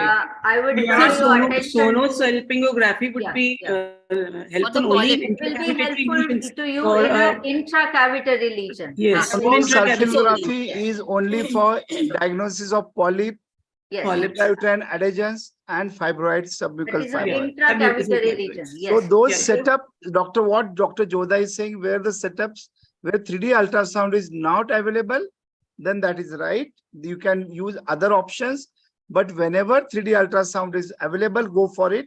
If it is not available, go for a office hysteroscope. Hysteroscopy. Yeah. Office hysteroscope. Yeah, Yes. thank you. We So we can just put I would just hysteroscopy. draw your attention to this slide. It is mentioning very clearly that whenever you have a patient of atypia, if the patient is well educated, compliant, she is insisting on the conservative management, then what Dr. Kalyan has said very rightly, progesterone, and every 3 monthly you evaluate her once again with the people. That is okay. Whenever you are suspecting some lesion which is pointing towards malignancy, then you have to go for hysteroscopy and guided biopsy. Whatever the choice, what he has used the word very rightly, cafeteria approach. You have to offer the patient whatever choices or options available, and you have to help them making the decision to choose also. So very rightly, Kalyan has discussed. Of course, hysteroscopy and guided biopsy is the gold standard if you want to really rule out the malignancy. Kalyan, you can continue with this case. So now this case number 3, where Mrs. X 48-year-old lady with menorrhagia and small intramural fibroid of 2 into 2 centimeter, that is FIGO 4.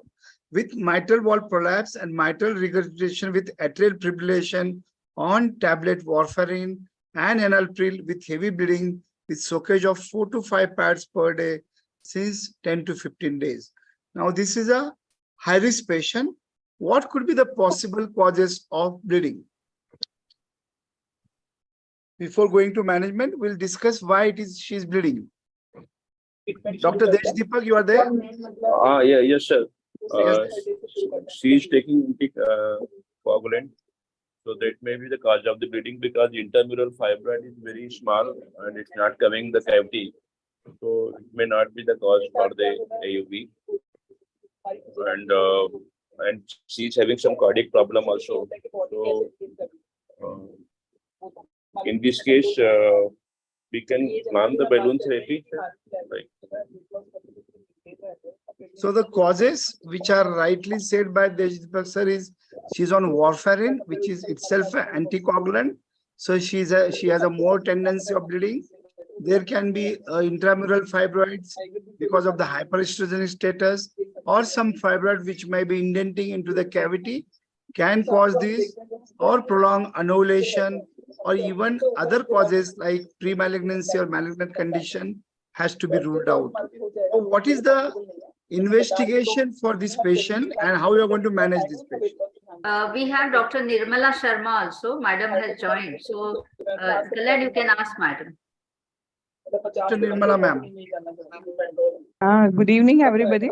Good evening. Sir, in this we have to investigate like that. First is complete CBC count, because nowadays we are seeing that the patient on warfarin, they have the decreased platelet counts. May I audible? Yes, Yes, madam. ma'am. Yes. So CBC is very important, number one. Second is in that the platelet count is also, because a lady on warfarin from so many duration, although 4 or 5 years even minimum, they have decrease in the platelet. Even they have the change in the morphology of the platelet also. So even own body's platelet, they are decreased. So in between this warfarin therapy, we are advising a lady to be convert to some other therapies. Simple conversion of this dicumarol with some other like low molecular weight heparin and all, there is a change in the this bleeding pattern. Second thing, we have the lipid profile. Lipid profile we are doing just to rule out. In some of the cases, as we are in the government setup, we are giving the this medroxy. So just to rule out if there is any lipids, they are not so much variable in amount, such as the low density lipoprotein is how much in the this lady. Then we proceed for the complete coagulation profiles.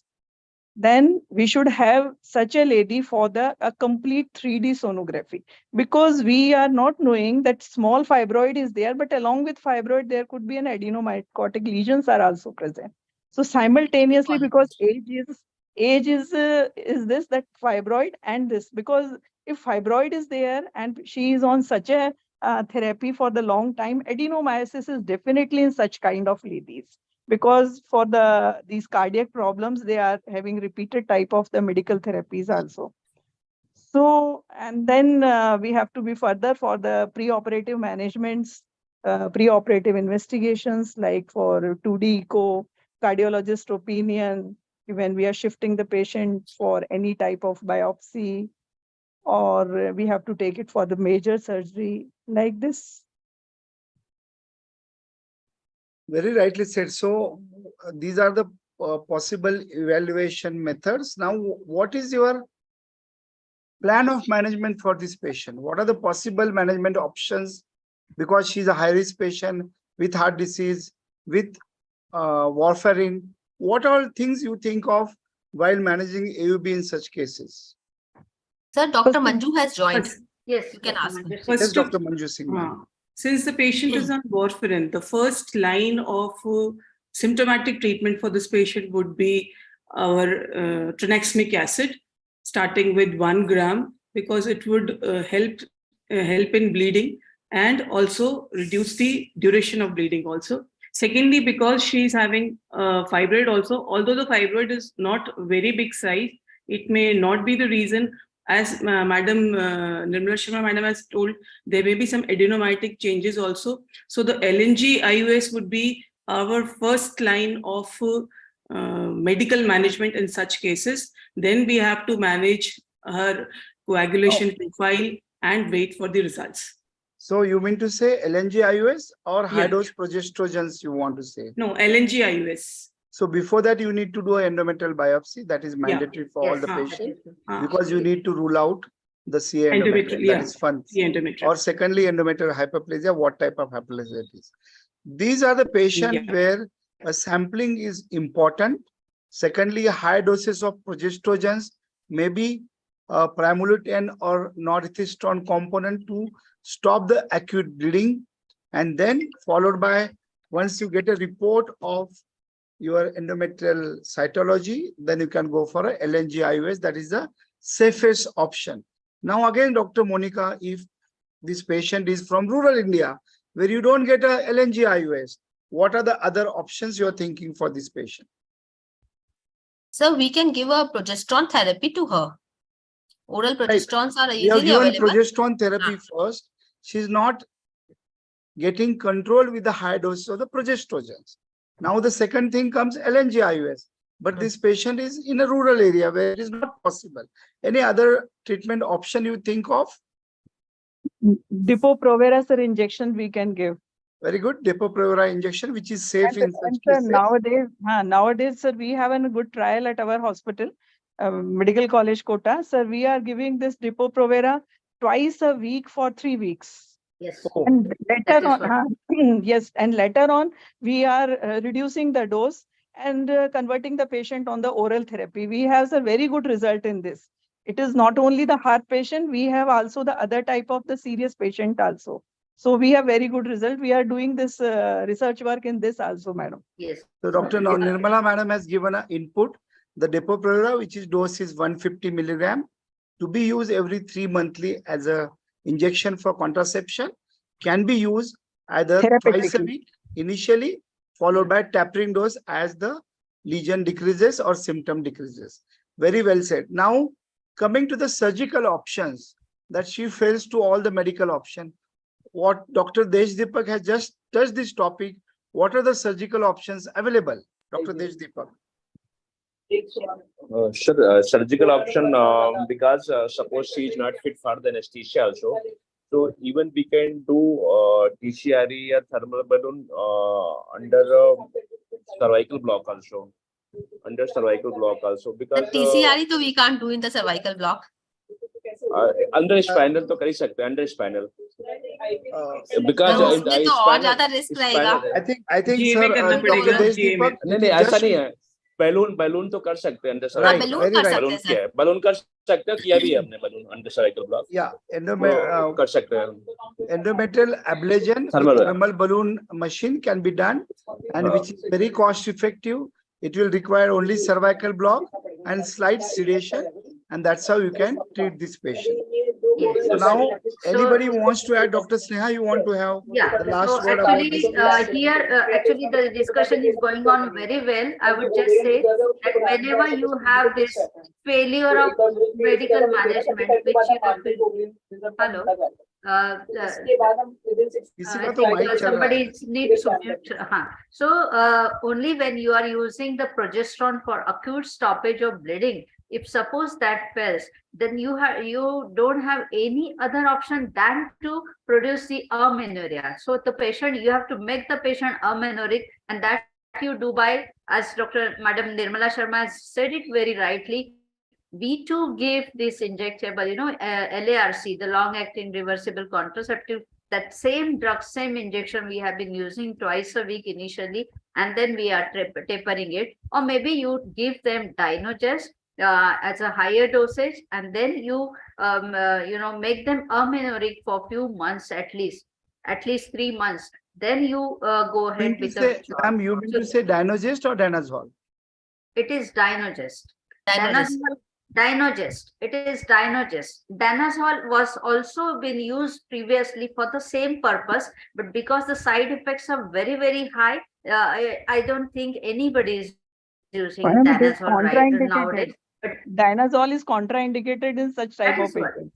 Madam, we is what can use the we are talking misoprost about. also because the That is patient is No, having fibroid. We can use the misoprost also, 25 not milligram. misoprostol, my dear. It is Dr. mifepristone. Monica, It is- this patient is Misoprostol. not because of the fibroid. Mifepristone. Bleeding is not Sorry. because of the fibroid. So just one sec, let me clarify that we in the initial slides we have been talking about the newer progesterone and newer drugs. There I had mentioned this Dynogest and GnRH analogs, which actually produces amenorrhea, which is the need of that particular time. And what you have talking about is we have had two more options, that is Phenomena. selective estrogen receptor modulator, that is ormeloxifene, Ormeloxifene. which we are using quite frequently, 30 milligram twice a week first, initially for first 3 months, and then you taper it down to 30 milligram once a week. Then of course comes the role of this Dynogest, and that we have said that we are using it as 2 milligram in for majority of the patients, but those who do not respond to this, 4 milligram daily for 3 months, and then of course definitely you achieve the endometrial height. You know, it stops the proliferation of the endometrium, and definitely it helps in preventing the recurrence of bleeding episodes as well. Thank you, Kalyan. Over to you. So should I take up this case? Yes, ma'am. Yeah. So we have this 35-year-old lady who is a multipara. She comes to you with profuse bleeding, and she's carrying a DMC report already done somewhere outside, and that says she is having simple endometrial hyperplasia without a TPR. So 35-year-old multipara, not desirous of pregnancy, but not tubectomized as well. She's having endometrial hyperplasia without a TPR. So how would you go ahead with the evaluation and management of this patient? We don't have Dr. Prerna Rathod, I think. So Madam Nirmala Sharma and Judha sir, both of you can discuss this case. What can we do immediately to arrest the bleeding? Which hormones will be preferred for this maintenance therapy? Madam Nirmala Sharma, yes. Immediately to arrest the bleeding, madam, we are giving the Equaviron injections.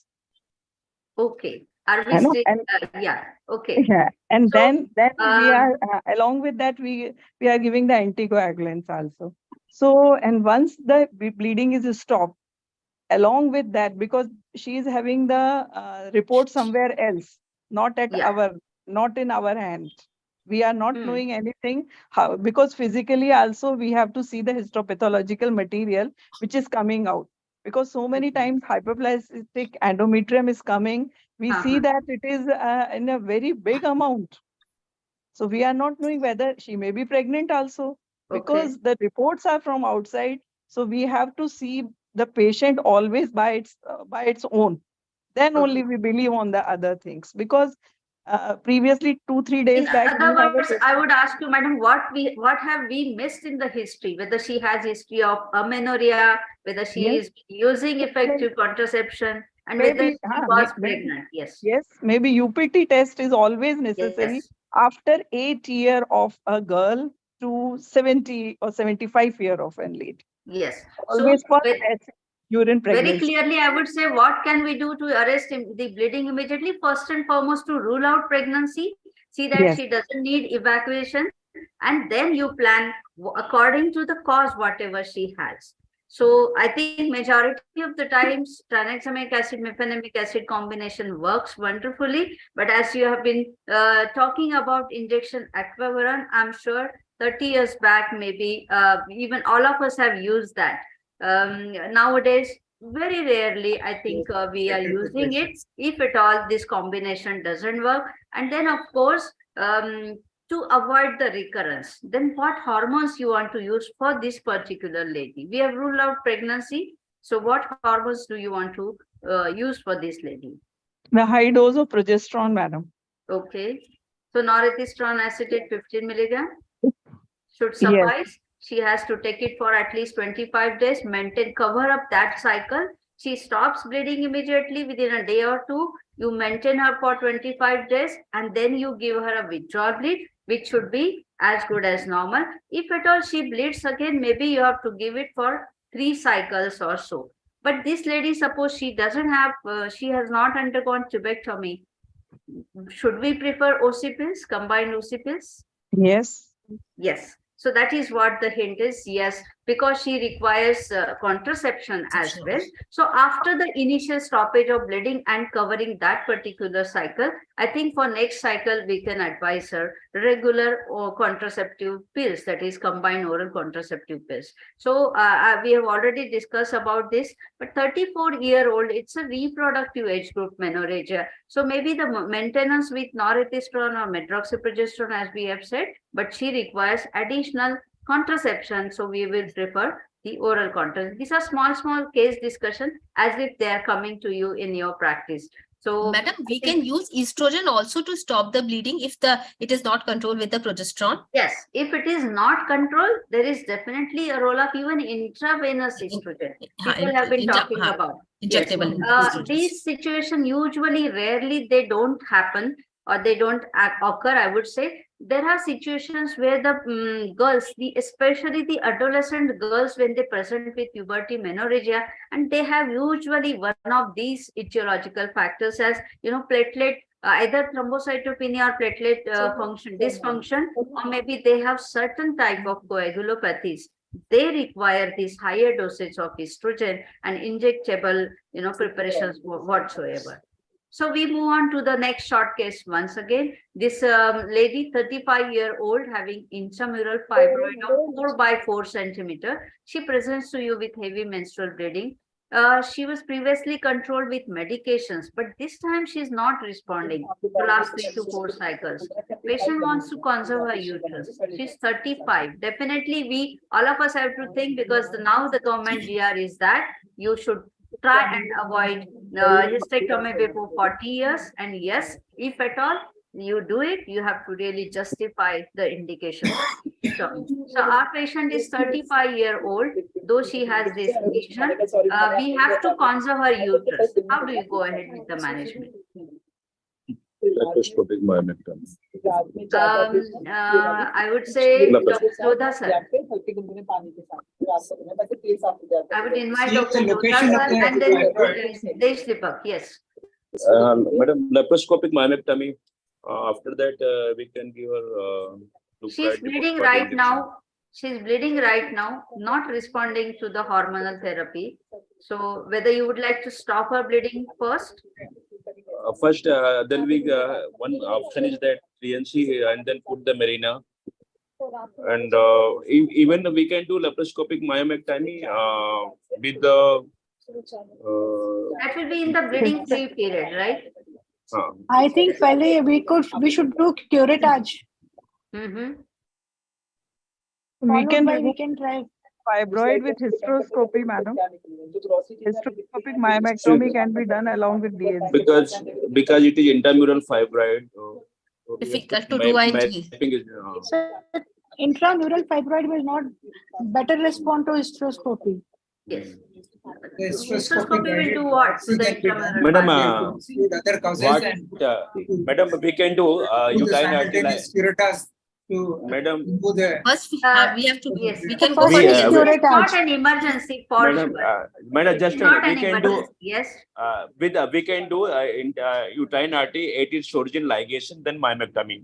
That will be for obstetric hemorrhage, Dr. Desh Deepak. I think why don't we go for curettage first? Curettage first. DNC we have to do for DNC, that will stop the bleeding. First, we have to elicit what medical treatment she has taken. Yes, that is important. Yes. She must not have taken all the medical options available. Yes, she must this have is taken very one or important. two. Maybe irregularly she has taken. She has taken the treatment very regularly and she has responded in previous cycles, but now she is not responding. So maybe she has taken the treatment regularly, Dr. Manju? Maybe she has not taken the treatment regularly. Maybe she was a defaulter. Yes. So I would take the history first, what medicine she was taking, if she has not taken all the resorts available. Like we can go for a ulipristal or a mifepristone tablet. But then we need to stop this bleeding first, right?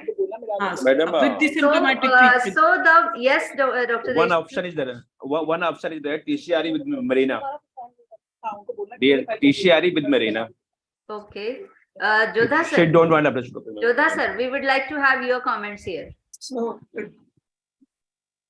hysteroscopic guided DNC can be done for this, and the remnant of the tissues which are there, it will be helpful for the histopathological examination also, and you can start other hormones which will be responding. And definitely these patients, because they are not responding because the part of the endometrium which has not shredded is causing and preventing the uterine myometrium to contract, and that is to be removed. The basic aim of therapeutic DNC here comes. So very rightly said, sir. I also agree with only- Dr. Jodha, because this is the Only only best here I would say that maybe hysteroscopy, as you have said, she's previously responded, now not responding. Whatever her basic pathology is developing inside, maybe the small polyps or so, they are not being taken care of, and that's a very reason they are, as a result of maybe the hormonal imbalance, they're continuing to grow. So here she's bleeding. So in acute phase, you will give her tranexamic acid, mefenamic acid. Maybe even if you have tried to put her on high dose progesterone initially, if that works, well and good. But if nothing works, then definitely you go for therapeutic curettage first. Therapeutic curettage, which will be now this curettage will be therapeutic as well as diagnostic. Once you rule out the pathology, the whatever possibility of malignancy, you can definitely put in Mirena, or maybe now after DNC, now the endometrium, there are all the micropolypi are removed. Now the endometrium has been removed. Now you can go for the high dose progesterone, and now she will respond to your treatment. That is what the management is for this patient. Definitely a fibroid which is intramural 4x4 quite large, if that is causing increase in the surface area, if that is coming now indenting on the endometrial aspect, then also definitely you have to take care of that fibroid also. So the very simple can we use mifepristone in this patient now? That after is the what I'm trying curettage? to say, that once you overcome that bleeding episode, and once you put her on high dose progesterone, if she is maintaining well and good, then you have to think of reducing the size of this fibroid. I think what we are talking about is medical management, that too conservative medical management. If at all that fails, then you go for surgical, which is a conservative surgical management. So D&C, yes, can be diagnostic and therapeutic. And if that is maintaining her on a bleeding free period, then why to go for a major surgical procedure? You have very rightly pointed out, Dr. Monica, once you curate it out, put her on high dose progesterone, she is now developing, the amenorrhea. Then you can start thinking, or you can put her on the selective progesterone receptor inhibitors, that is the modulators, that is the ulipristal. So ulipristal or mifepristol, whatever you may have to say, these fibroids, it has been found that almost for a period of 3 to 6 cycles, if you put these women on these drugs, they really have the reduction in the size to 30 to 40%. So definitely it's going to help. That is what the conclusion. I like to yes. interfere Yes, here. Kalyan. Any fibroid which is more than 4 centimeter and symptomatic has to be removed. There is no role of any medical management for these patients. You do a myomectomy, there is no need of putting them on any medical devices or any other medical treatment. That is what is my opinion. So that is also my opinion. We are not sure whether this patient is bleeding because of the fibroid, because but there is a structural cause which is there, obvious cause, that there is a fibroid which is intramural, which is causing a hyperestrogenic status.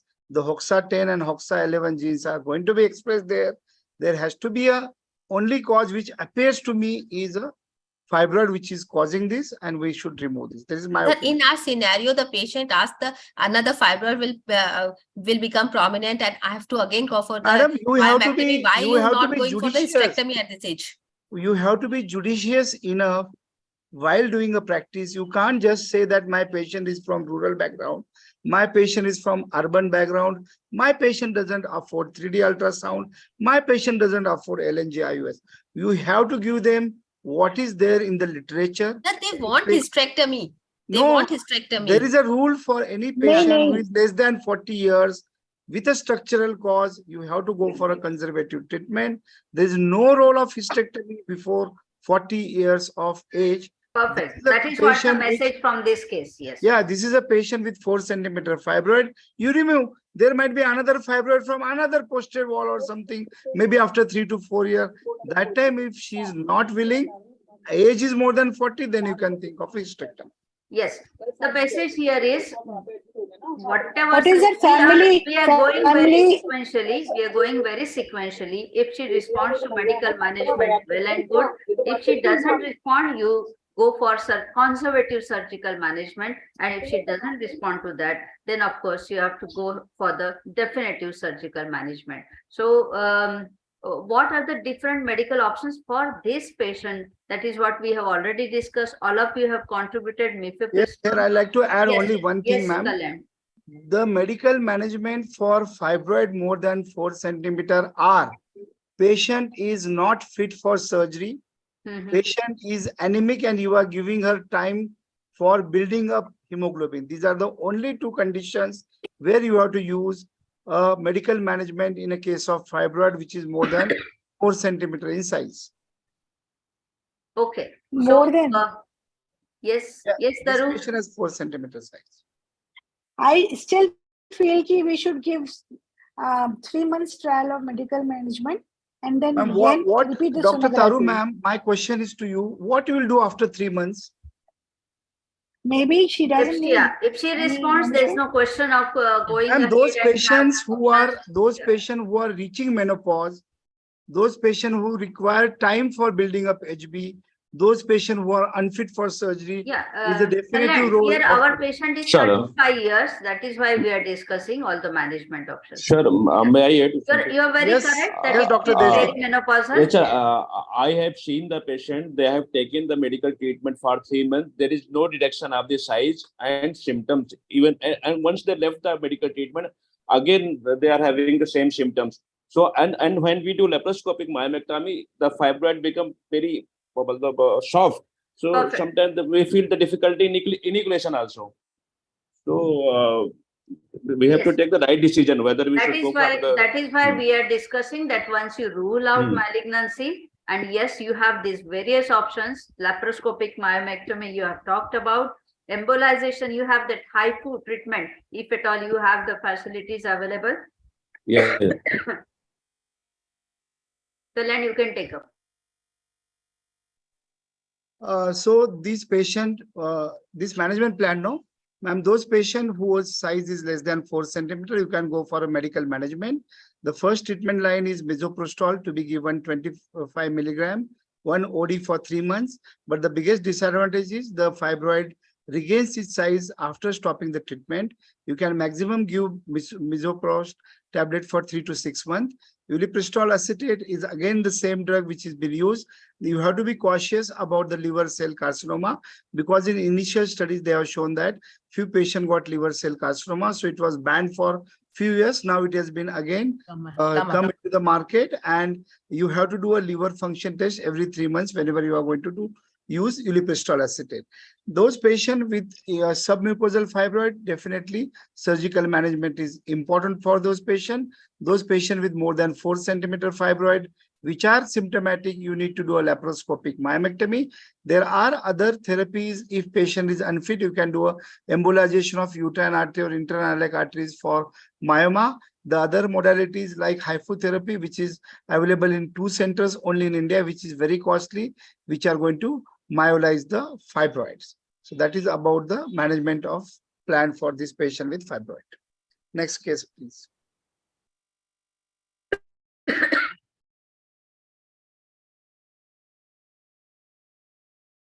Yes, Kalyan, you can take up. Yes, this case number 6, Mrs. Z, 53-year-old postmenopausal obese lady, para 6 with previous 2 cesarean section and 1 open appendectomy and known hypertensive since last 2 years, presented with on and off vaginal bleeding since last 8 to 9 months. No abnormal finding noted on general, systemic and local examination. That means PSPV is normal. So what is the probable cause? How we are going to manage this patient? Dr. Manju ma'am, Yeah. PMB. Since she's a postmenopausal woman, starting from the basic investigations like CBC and ultrasound, which will give us the endometrial pathology, we have to go for a pap smear for this case to rule out CA cervix. Otherwise, we have to proceed as we are proceeding for other cases. But keeping in mind the age, the endometrial lining, and the cervix to rule out CA cervix. So your CA pap smear is normal. You have put a ultrasound and that is again normal. So what is the probable cause, ma'am? The endometrium is normal? Yeah, endometrium is normal. Okay. Pap smear is normal. There is no visible lesion. So it is always going to go for in a favor of atrophic vaginitis. Oh, that is the only important cause. Senile. Yeah, senile vaginitis. So you have to treat it with the estrogen cream for this patient. Now, Dr. Deshdeepak sir, you Yes, find sir. on ultrasound that endometrial thickness is 7 millimeter. What is the next plan for you? Sir, in all cases of the PMP, we should do the office hysteroscopic guided biopsy, because this is a case of previous 2 cesarean section. Sometimes it is very difficult to do even DNC also, because sometimes uterus is adherent to the anterior abdominal wall. I've seen the cases. So in such cases, office hysteroscopic guided biopsy is very important. In all cases of the PMP, even in the UK, there is guideline. In all cases of the PMP, we should do the office hysteroscopic guided biopsy. Hysteroscopy guided biopsy is a gold standard for all postmenopausal patients. Dr. Deshdeepak, you have done a hysteroscopy. The lesion comes out to be a small polyp. Then we can do the polypectomy and send for the histopathology report. Very easy. So you have to Hysteroscopy is in the same sitting. Yeah, The same sitting. diagnostic as well as you have to be prepared for his Same sitting. operative hysteroscopy in the same sitting, right? Same sitting. Okay, Dr. Manju ma'am, you are thinking this patient has a postmenopausal bleeding and you find that there's a small mass of 2 into 1 centimeter, which is suspected of CA endometrium. So Dr. Manju has Dr. Nirmala ma'am. Dr. Monica ma'am, you can take this. There is a suspected mass while you are doing a hysteroscopy. What precautions you are going to take while doing a hysteroscopy and how you are going to manage this case on hysteroscopy? That if there is a complex mass, we have to take biopsy from that area. And if it turned out to be malignancy, we have to definitely operate upon that patient. Yeah. So this patient, you have to maintain that hysteroscopy, your pressure should not be more than 70 millimeters of mercury. Otherwise, it is said that this cornu opens and this tissue can go into the peritoneal cavity, increasing the spread of the disease. So wherever you are suspecting, you have to take a biopsy. And then depending on the HPR report, you are going to decide what is the plan of the patient. Now this patient, last option, endometrial sampling is done, which is showing complex endometrial hyperplasia. What will be the management strategy? Dr. Taru Chaya? Hello. Yes. Yes, ma'am. Hello. You can see the screen. Yeah, please. Yes. In case of endometrial sampling, we find complex endometrial hyperplasia. And there is no metastatic cell seen in this histopathology. So in that case, this looks like a hormonal imbalance. She's a postmenopausal. Because of that. Postmenopausal. And there is a hyperplasia. That means some estrogenic activity is going on. Estrogenic activity is going on. So we what is the will, management? in such cases, I will like to go for surgery in such case. So what surgery you like to do? Hysterectomy, which is why hysterectomy is better. Which route is better, ma'am? Laparoscopic, open, laparoscopy is vaginal, better. what is better? It all depends on if That's what the she's having expertise. some prolapse and low. So we can depending go on the for, expertise, depending on the and anesthesia fitness, and you are going to decide. Okay. It all depends, yeah. And we can So, go for if she's, because at post-menopause, most of the time, the vagina, and this is the laxity of, so we can go for vaginal and non-descent vaginal as well. Because size of the uterus is, I don't think this is much.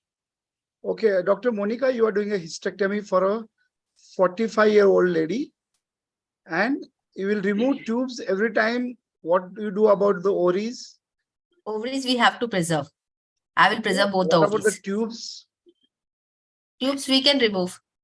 Yeah, you can. You have to remove the tubes because there is incidence of CA ovary in this patient where tubes are being kept. So We should wherever you are doing a remove, hysterectomy, yeah, wherever we you are should doing always hysterectomy, remove you tubes. should always And- remove the both fallopian tubes. You can keep either one ovary or second ovary also. That's what I'm saying. In case whatever the status of the ovary, we can keep one ovary and we can remove one. So the cancer incidence are same if we keep one ovary or the two ovaries. Either we have to keep two No. ovaries or we have to remove. No, what RCOG Green Top guidelines says that if you keep fallopian tubes, the incidence of CA ovary increases. If But we you have to remove keep the both the fallopian ovaries. tubes, incidence is low. That's what I'm saying. But for the ovaries, we have to keep both the ovaries. It's not, we should not remove one ovary and keep. If one ovary is fine, if both ovaries are normal, you can keep both ovaries. Hello? But another ovary is showing complex cyst Hello? or some hemorrhagic cyst, then you have to remove that. Dr. Sneha ma'am, take home message. Yes. So Monica, you very rightly said that whether you keep one ovary or you keep both the ovaries, the incidence of CA ovary is same. That is also correct. And what Dr. Kalyan is saying, that if you keep if you conserve fallopian tube, in that case, the incidence of malignancy, CA ovary, is higher. That is what the RCOG says. So now, friends, we have come to the end of this panel discussion. We still have many interesting cases which we face in day-to-day practice, but because of the time concern, we stop our panel discussion here. And definitely the take-home message, all of you have very well contributed, that it's a need that detailed clinical history, clinical examination, and then a use of the indicated or appropriate diagnostic aids, identification of the root cause is the essence of this management of the abnormal uterine bleeding. We have to triage these women. We have to, classify them according to the etiological causes, the age group, and the need for contraception or desire for pregnancy, and of course the need for further childbearing. Everything we have to take into consideration. At the back of your mind, you have to always keep it in mind that perimenopausal and postmenopausal women, we have to rule out malignancy before going for a conservative management.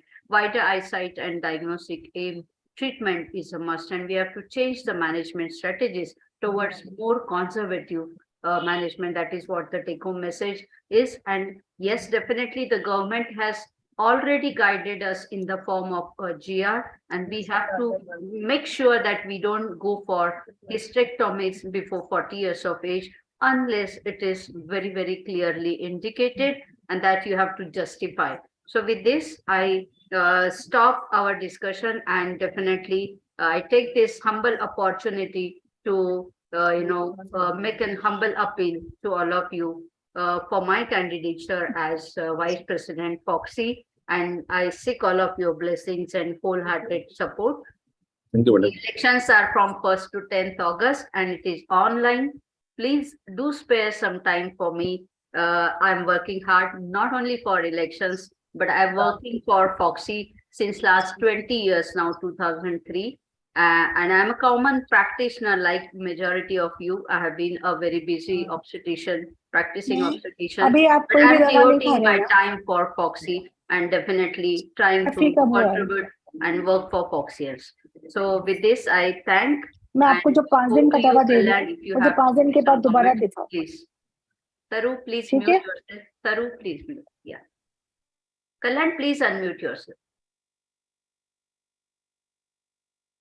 Thank you, ma'am, for this opportunity. And I wish you all the best for your FOGSI VP elections. Whole Maharashtra is with you, and I suppose whole Rajasthan will be supporting you. And congratulations in advance for your FOGSI VP election. Thank you, ma'am. Sir, whole Thank India you is so supporting much. Madam. Thank you, madam. Dr. Thank you, Sneha, sir. thank you so Very much. informative webinar. We will support you, madam. Doctor देश दीपक आपका phone ही नहीं मिल रहा था, बहुत देर से try कर रही थी. अरे मेरे फोन में प्रॉब्लम हो गई थी मैडम कुछ. देश दीपक सर का ओपीडी खत्म नहीं होता. तो सारे कोटा के वोट तो आ गए. Stop the recording. देश दीपक सर का ओपीडी खत्म नहीं होता. प्रॉब्लम ये है. नहीं सर, वो फोन में कुछ ओटी खत्म नहीं होता होगा. Yes. मैडम देश दीपक सर के कहने से तो पूरे कोटा के वोट्स आ गए. आ गए ना कोटा के. आएंगे. I चलो, thank you. definitely, yes, I would look forward to come and visit you personally to your society also, Dr. Desh Deepak. And I thank all of you for being very supportive and always, very encouraging. So thank you so much. My special thanks to Dr. Monica and Dr. Taru for organizing this program, and my dear friend Dr. Kalyan Baramde for being the active part of this program. Thank you, Dr. Monica and Dr. Taru. Dr. Kalyan, your answers were too good. Very Thank you, crisp ma'am. and precise. We are doing this Save the Uterus mission, no ma'am? Around 200 webinars we have taken about Save. Thank you so Kalyan much, sir. ma'am. Thank you. Kalyan sir, बोलो sir. एक guidelines होनी चाहिए कि hysterectomy should not be done by general surgeon in India. Sir, once No once indication एक for that. Guideline होगी तभी जाके uterus save कर डॉक्टर देश पाओगे आप. दीपक Because पहले अपने गायनेकोलॉजिस्ट को बोलो कि वो सर्जन को ना बुलाएं. गाइडलाइन तो तब बिल्कुल आएगी. सही कहा, ये बिल्कुल सही कहा, ये बिल्कुल सही कहा मैडम, बिल्कुल सही कहा rightly said, आपने. Dr. Taru. और हाँ, तो जब तक ये नहीं होगा ना, गायनेकोलॉजिस्ट से बहुत अभी सारे भुयार मैम जनरल जब सर्जन जीत काम सीख जाएंगे लेते तो हैं. उनको यही काम करवाना है अपने को. Okay. जी. Okay, thank you sir. Thank you, bye. Desh Thank you, sir. sir. Bye Bye. bye. Thank you, ma'am. Yeah. Thank you, Bye-bye. Sneha, ma'am. Bye bye. Thank you, Kalyan. Thank you. Bye-bye. Thanks, Taru, my dear. Thank you so much. Dr. Sneha, Yes. all the best. Thank We you. know Thank you you, will my win. dear. Thank you, dear. I need your Okay, wholehearted support. Yeah, Monica, Okay, bye. bye-bye. Bye-bye.